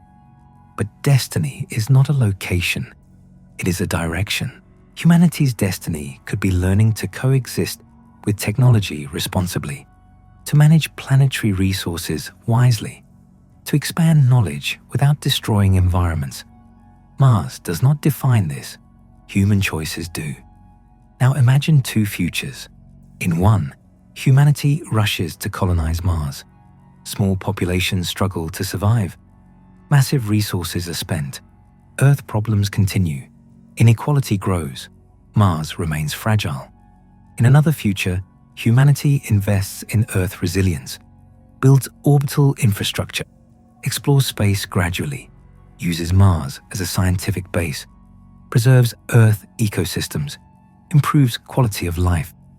Which future is more stable? Which future benefits more people? Which future is more ethical? The answer is not hidden. It is simply less dramatic, less cinematic, less exciting, but more sustainable. Now consider human psychology again. Mars colonization offers excitement, adventure, a frontier myth. But long-term civilization is not built on excitement. It is built on boring stability, infrastructure maintenance, policy planning, education systems, healthcare, environmental protection. These are not dramatic, but they work. Mars offers drama. Earth offers reliability. Which is more valuable? Now consider risk. Mars colonization risks human lives, not in small numbers, but potentially over generations. Radiation damage, health complications, psychological strain, limited medical care. This is not an acceptable risk for large populations, not when alternatives exist. Now consider scientific curiosity. Mars will always be fascinating. We should explore it, study it, learn from it, send robots, send small human missions, build research stations. But colonization implies permanence, and permanence on Mars is not supported by current science. Which brings us to another important idea. Humanity does not need to rush. The universe is not going anywhere. Mars will still be there. The moon will still be there. Asteroids will still be there. There is no cosmic deadline. What matters is preparation, learning, building sustainable systems, improving governance, improving technology, improving ethics. Now consider legacy. What will future generations remember? That humanity rushed to plant flags on Mars, or that humanity learned to protect its homeworld while expanding knowledge responsibly. Legacy is not measured by distance traveled. It is measured by wisdom gained. Now consider scale again. Mars colonization would involve thousands at best. Earth sustainability affects billions. Where should attention go? Where should investment go? Where should effort go? This is not anti-space exploration. It is pro-human survival. It is about prioritizing the foundation before building the roof. Now think about the final lesson Mars offers. Mars shows us what happens when a planet loses protection. It shows us atmospheric collapse, water loss, radiation exposure, climate degradation. It is a frozen warning, a silent message from planetary history. It tells us that habitable worlds are rare, fragile, temporary, and precious, which means Earth is not something to escape from. It is something to protect. Mars is not a second chance. Earth is the first chance, and we are still inside it, which leads to the final reflection of this part. The dream of Mars colonization is powerful, but reality is stronger. Reality says Earth is home. Mars is a lesson. Space is a future, but not a replacement. Humanity's challenge is not to run from Earth. It is to learn how to stay, to fix what is broken, to protect what works, to expand carefully, not impulsively. And when we eventually do build permanent settlements beyond Earth, they should be places designed for humans, not planets that actively resist life. Because survival is not about proving capability. It is about choosing environments that allow life to thrive. And Mars, for all its beauty and mystery, is not that place. When everything is finally stripped down to the core, one quiet truth remains. Mars colonization is not limited by rockets. It is limited by reality, not dramatic reality, not cinematic reality, but biological, physical, and psychological reality. And this reality does not bend easily because human life is fragile. It depends on balance, on air pressure, on radiation shielding, on gravity, on ecosystems, on social stability. Earth provides all of this naturally. Mars provides none of it, which means that every attempt to build permanent life on Mars is an attempt to recreate Earth artificially, piece by piece, system by system, machine by machine. And this leads to a deeper understanding. Mars colonization is not about building a new world. It is about copying an old one. And copying something as complex as Earth is far more difficult than it sounds. Earth is not just soil and water. It is a living network, billions of species interacting, atmosphere regulating temperature, oceans stabilizing climate, forests cycling carbon, microorganisms maintaining soil health, gravity shaping biology, magnetic fields shielding radiation. This system evolved over billions of years. Trying to recreate it inside domes on Mars is not engineering. It is imitation of planetary scale complexity, which humans have never successfully done. Closed ecosystems on Earth struggle to remain stable, even for short periods. Mars would require them to function perfectly for generations. Now think about risk tolerance. Societies accept risk when reward is high and danger is temporary. Exploration missions carry risk. Short-term scientific bases carry risk. But permanent colonization multiplies risk across time. A small error today can affect people decades later. Infrastructure decisions made now lock future generations into specific systems. Mistakes become inherited, which is not how responsible societies usually operate. Now consider population growth again. If Mars settlements remain small, they remain dependent.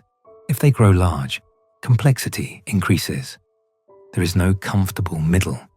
Small colonies are fragile. Large colonies are unstable.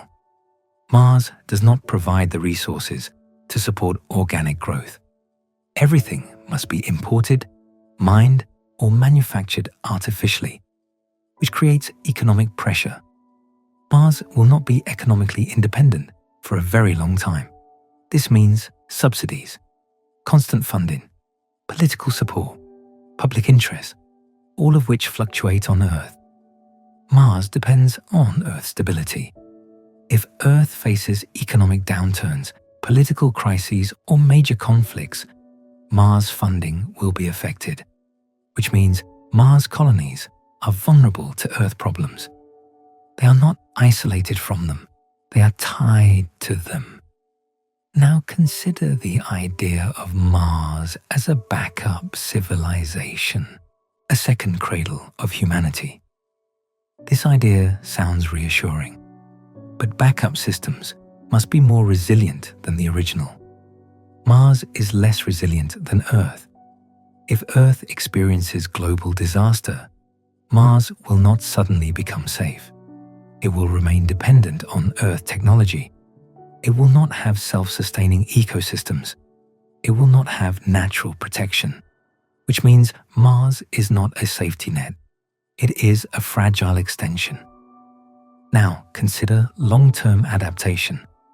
Some argue that humans will evolve to fit Mars, that over generations, Mars-born humans will adapt to low gravity and radiation.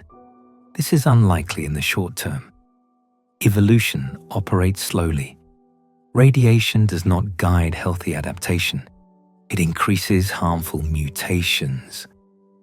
Low gravity weakens bones. It does not produce stronger bodies.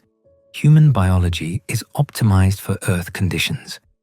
Mars pushes it outside that range, which means adaptation would not be beneficial. It will be damaging. Now consider artificial enhancement. Some suggest modifying humans genetically or mechanically to survive Mars. This introduces new ethical questions. Who decides which modifications are acceptable? Who gets access? Who controls enhancement technology? This creates inequality, division, potential exploitation. Mars colonization becomes tied to transhuman experimentation, which raises concerns about consent and long-term consequences. Now think about children again. Children represent the future of any society. Mars-born children would grow up in artificial environments, limited nature exposure, limited physical freedom, different gravity, different health challenges. They would not experience Earth as home. They would inherit a constrained environment. Is this fair? Is this necessary? Especially when alternatives exist. Now consider alternatives once more. Orbital habitats, moon bases, space stations, asteroid settlements. These offer control. They allow artificial gravity. They allow radiation shielding design. They allow modular expansion. They allow easier resupply. They allow emergency evacuation. Mars does not. So why insist on Mars as the first permanent destination? Because it is symbolic. Because it feels like a new planet. Because it satisfies a narrative. Not because it is optimal. Now consider humanity's historical patterns. We often chase symbolic goals. Flags on mountains, first steps on distant lands, achievements that look impressive. But long-term success comes from infrastructure, trade networks, education, healthcare, stability. Mars colonization emphasizes symbolism over infrastructure. It prioritizes spectacle over sustainability, which makes it risky. Now consider the psychological need for escape. Mars is often framed as an escape from Earth's problems: climate change, political instability, overpopulation, resource scarcity. But escape does not solve problems. It relocates a small group, while the majority remain. True solutions require addressing root causes, reducing emissions, improving resource efficiency, creating sustainable cities, improving governance.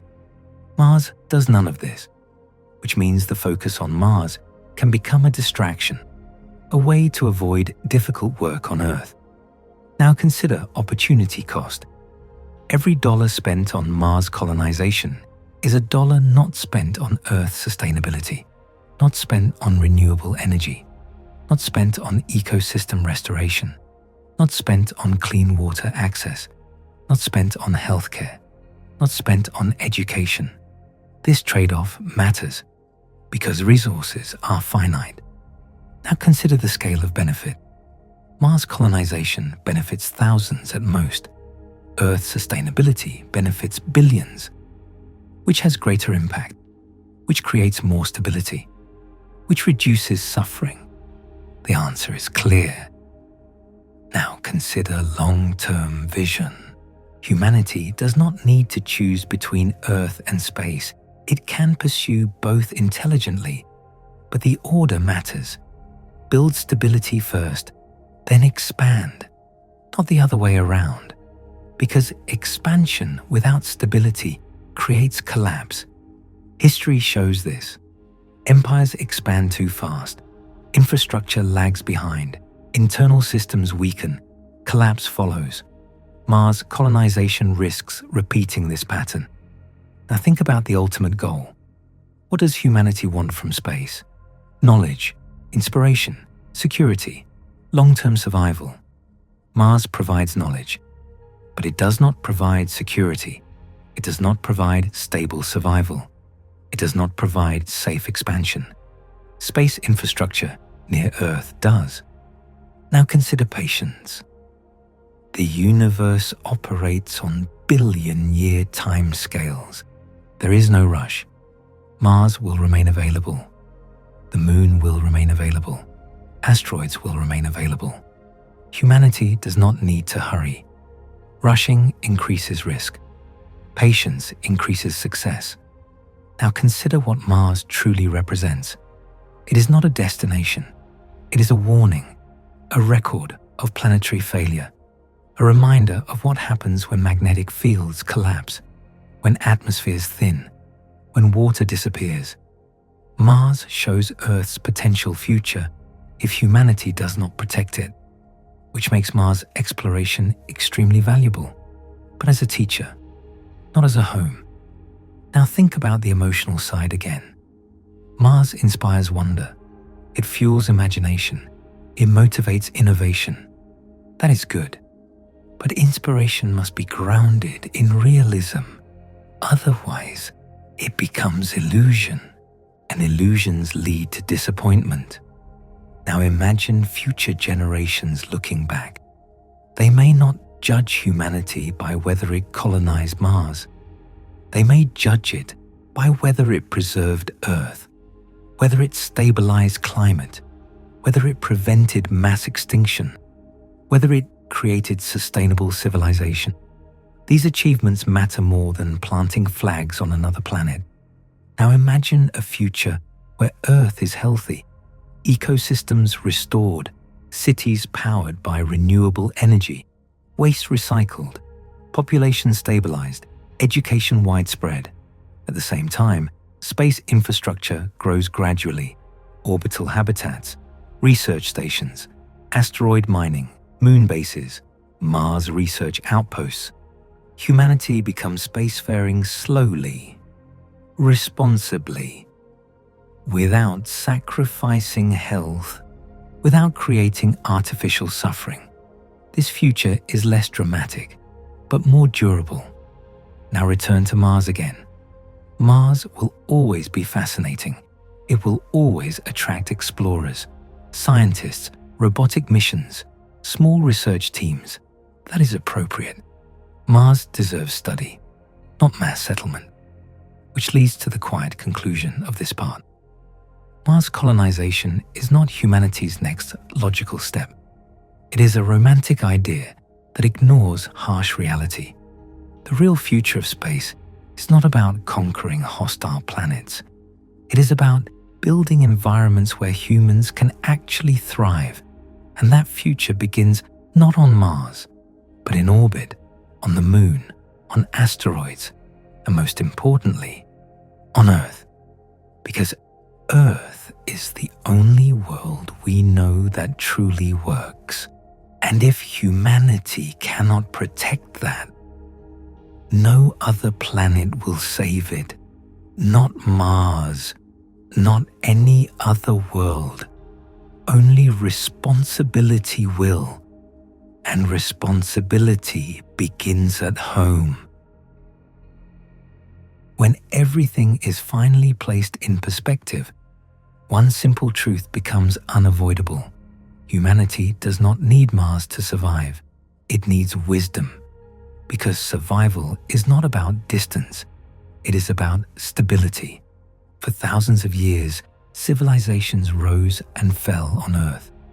Not because they lacked new land, but because they mismanaged the land they already had, overused resources, destroyed ecosystems, ignored long-term consequences, chased short-term gains. Mars does not fix this pattern.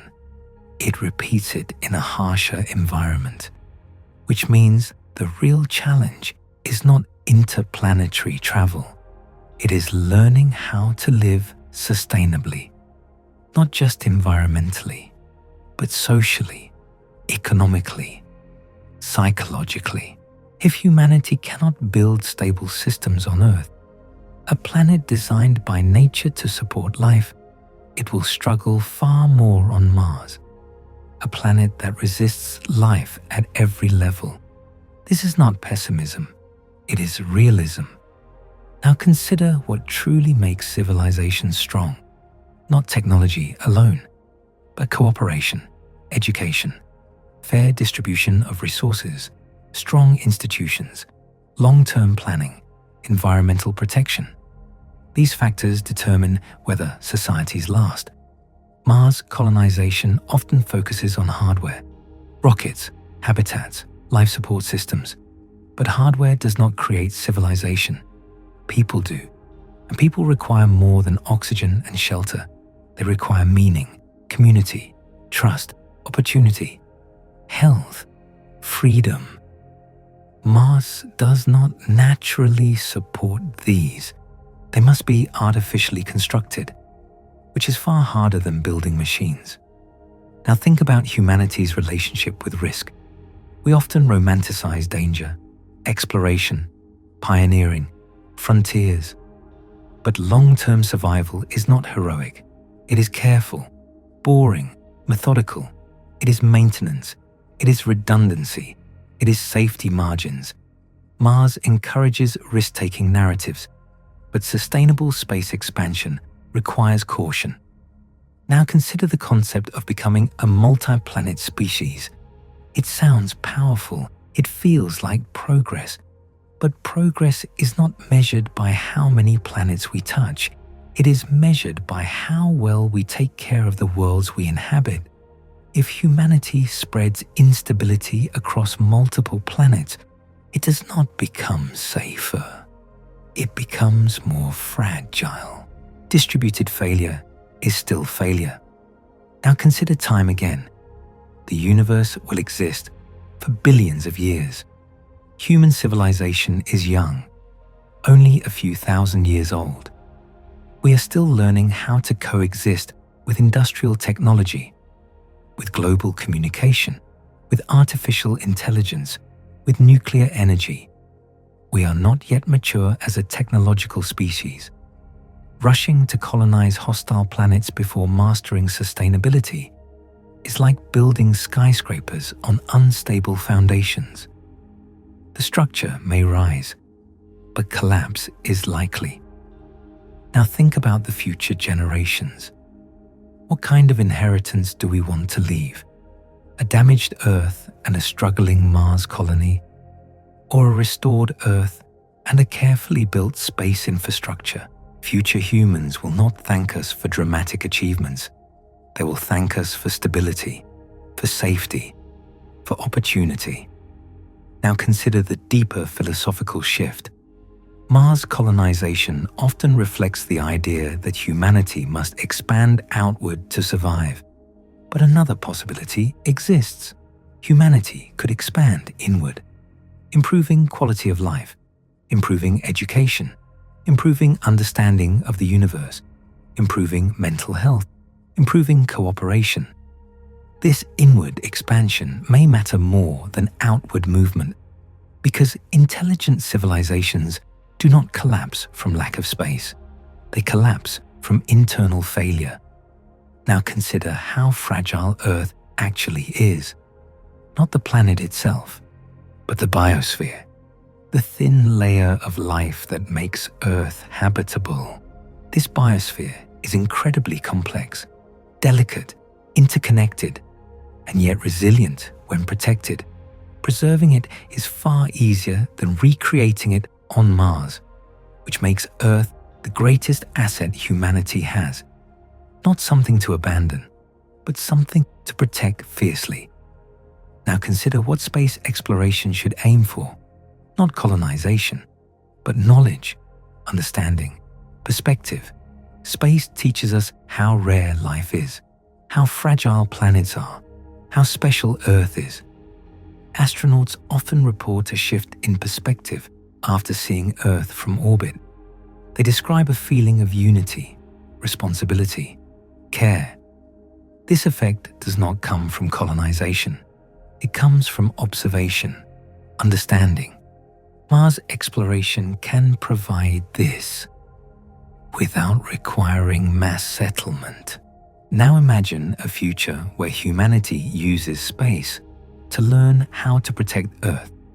Satellites monitor climate. Space telescopes study planetary evolution. Mars research informs atmospheric preservation. Asteroid monitoring protects Earth from impacts. Space technology becomes a tool for planetary defense, not escape. This is a powerful future, not flashy, but meaningful. Now consider the emotional narrative again. Mars is dramatic. Red deserts, alien landscapes, frontier mythology. Earth protection is not dramatic. It is slow. It is technical. It is political. It is complex. But it is where real impact lies. Now consider the economic side. Sustainable technologies developed for Earth create jobs, improve health, reduce energy costs, increase resilience. Mars colonization creates niche industries, expensive projects, limited economic benefit, which means Earth-focused investment creates broader prosperity. Now, consider social justice. Mars colonization will benefit a small elite group, highly trained specialists, selected individuals. Earth sustainability benefits entire populations, especially vulnerable communities, which creates a moral preference. Now consider humanity's long-term survival strategy. True resilience comes from diversity of solutions, Earth sustainability, orbital infrastructure, moon research, asteroid resources, small Mars research bases, not mass colonization, a layered approach, not a single dramatic leap. Now consider patience again. Patience is not weakness. It is strategy. It allows technology to mature. It allows governance systems to adapt. It allows ethics to evolve. It reduces catastrophic mistakes. Mars will still be there. Humanity does not need to rush. Now imagine the far future. Thousands of years from now, humanity may indeed live across the solar system. Not because it rushed to colonize Mars, but because it learned how to build sustainable systems step by step.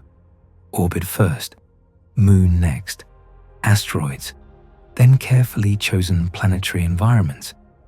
Not because of romance, but because of biology. Now consider Mars one last time.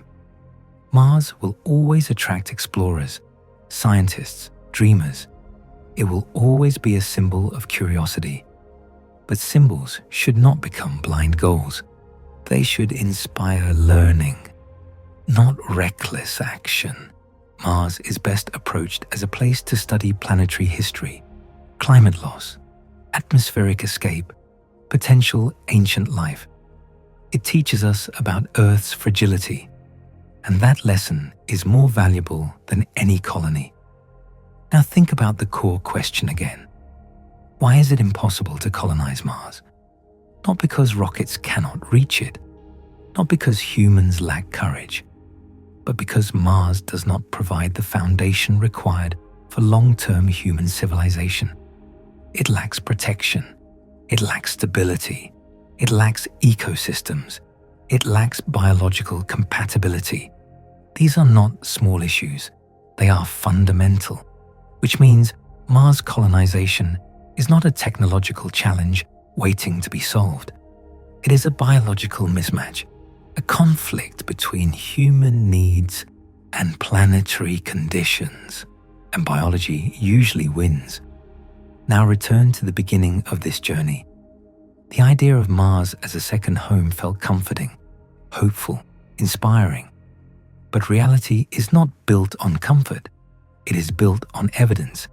And evidence tells us that Mars is not designed for human life. It tolerates presence only through constant artificial support, which is not a foundation for civilization. Now end with the most important realization. Humanity's future is not written on red soil. It is written in how we treat blue oceans, green forests, white ice caps, living ecosystems.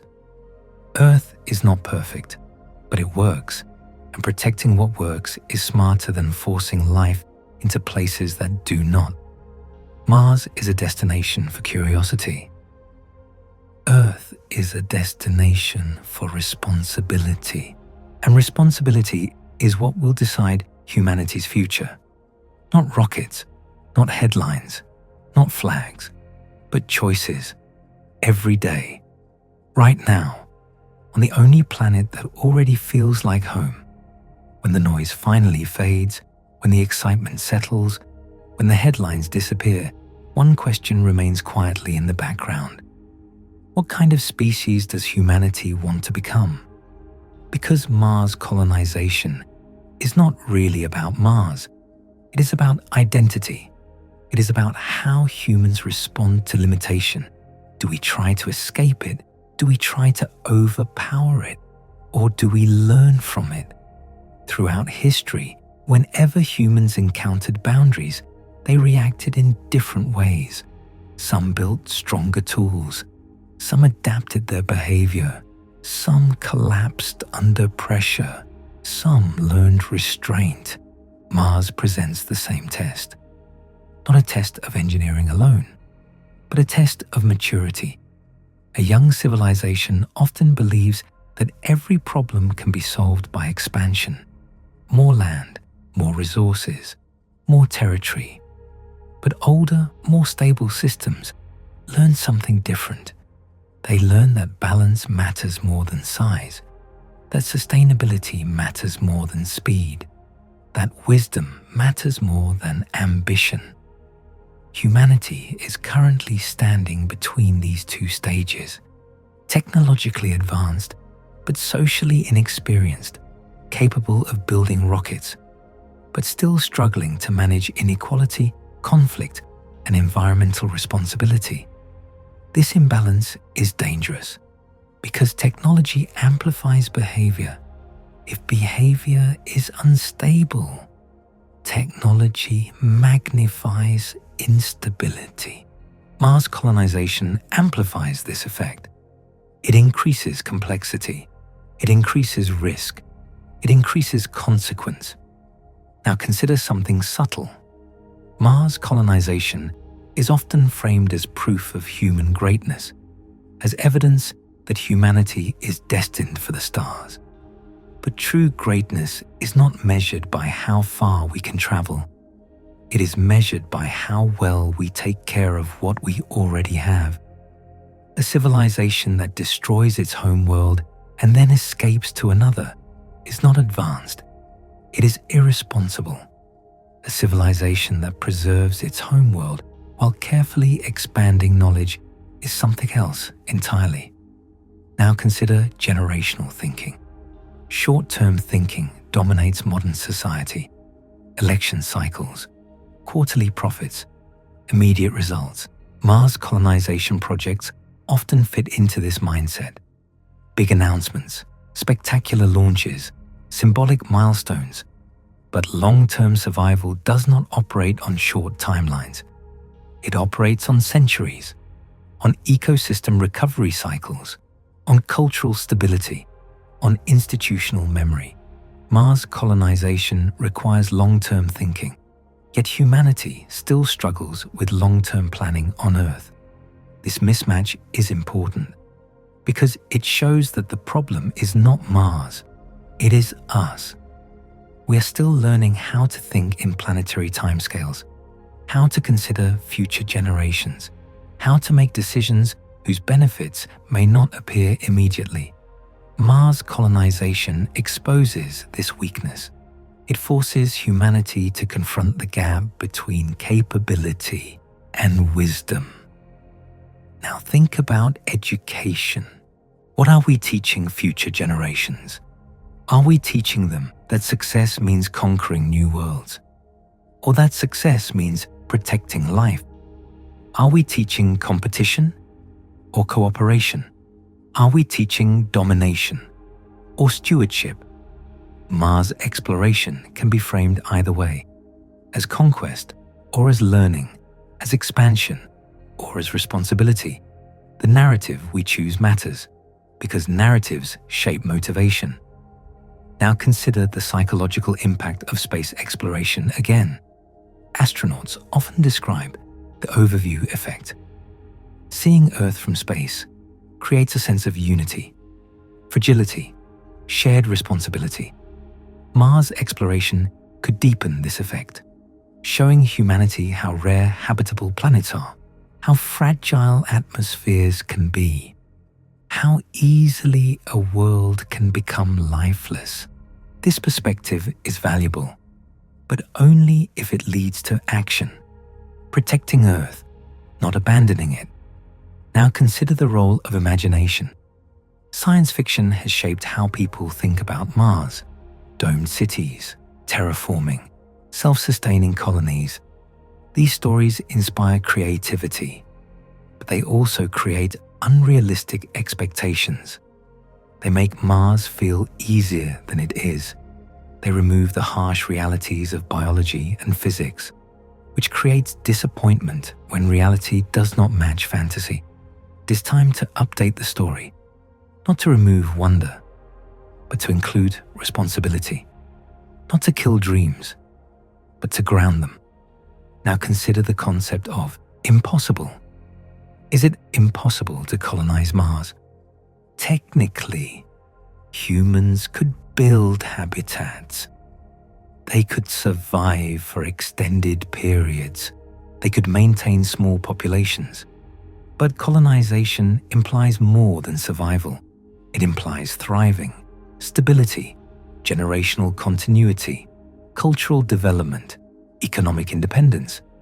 Mars fails these tests, not because humans lack skill, but because Mars lacks the conditions, which means colonization in the true sense is not realistic, not in the way Earth supports civilization. Now think about the word home. Home is not just shelter. It is connection, memory, comfort, belonging. Mars can be a workplace, a research station, an outpost, but calling it home stretches the meaning of the word. Earth is home, not because it is perfect, but because it fits us biologically, emotionally, culturally. Now consider the responsibility of this knowledge. Once humanity understands how fragile habitable worlds are, it can no longer pretend ignorance. Mars teaches us that planetary collapse is real, that magnetic fields matter, that atmospheres can be stripped away, that water can disappear. Earth is not guaranteed to remain habitable forever, but humans can influence how long it stays that way, which means Mars exploration should strengthen Earth protection, not weaken it. Now consider policy and leadership. Leaders often focus on visible achievements. Mars missions look impressive. They attract attention. They symbolize progress. But real leadership often involves invisible work. Infrastructure investment, environmental regulation, education reform, healthcare improvement. These do not look cinematic, but they create long-term stability. Mars colonization can distract from these priorities, which is dangerous. Now consider the next generation again. Children growing up today will inherit the consequences of today's decisions. They will live with climate outcomes, resource availability, environmental health. They will not judge past generations by how many rockets were launched. They will judge by whether ecosystems were preserved, whether cities were made sustainable, whether social systems were stabilized. Now imagine explaining Mars colonization to a future generation living on a damaged Earth.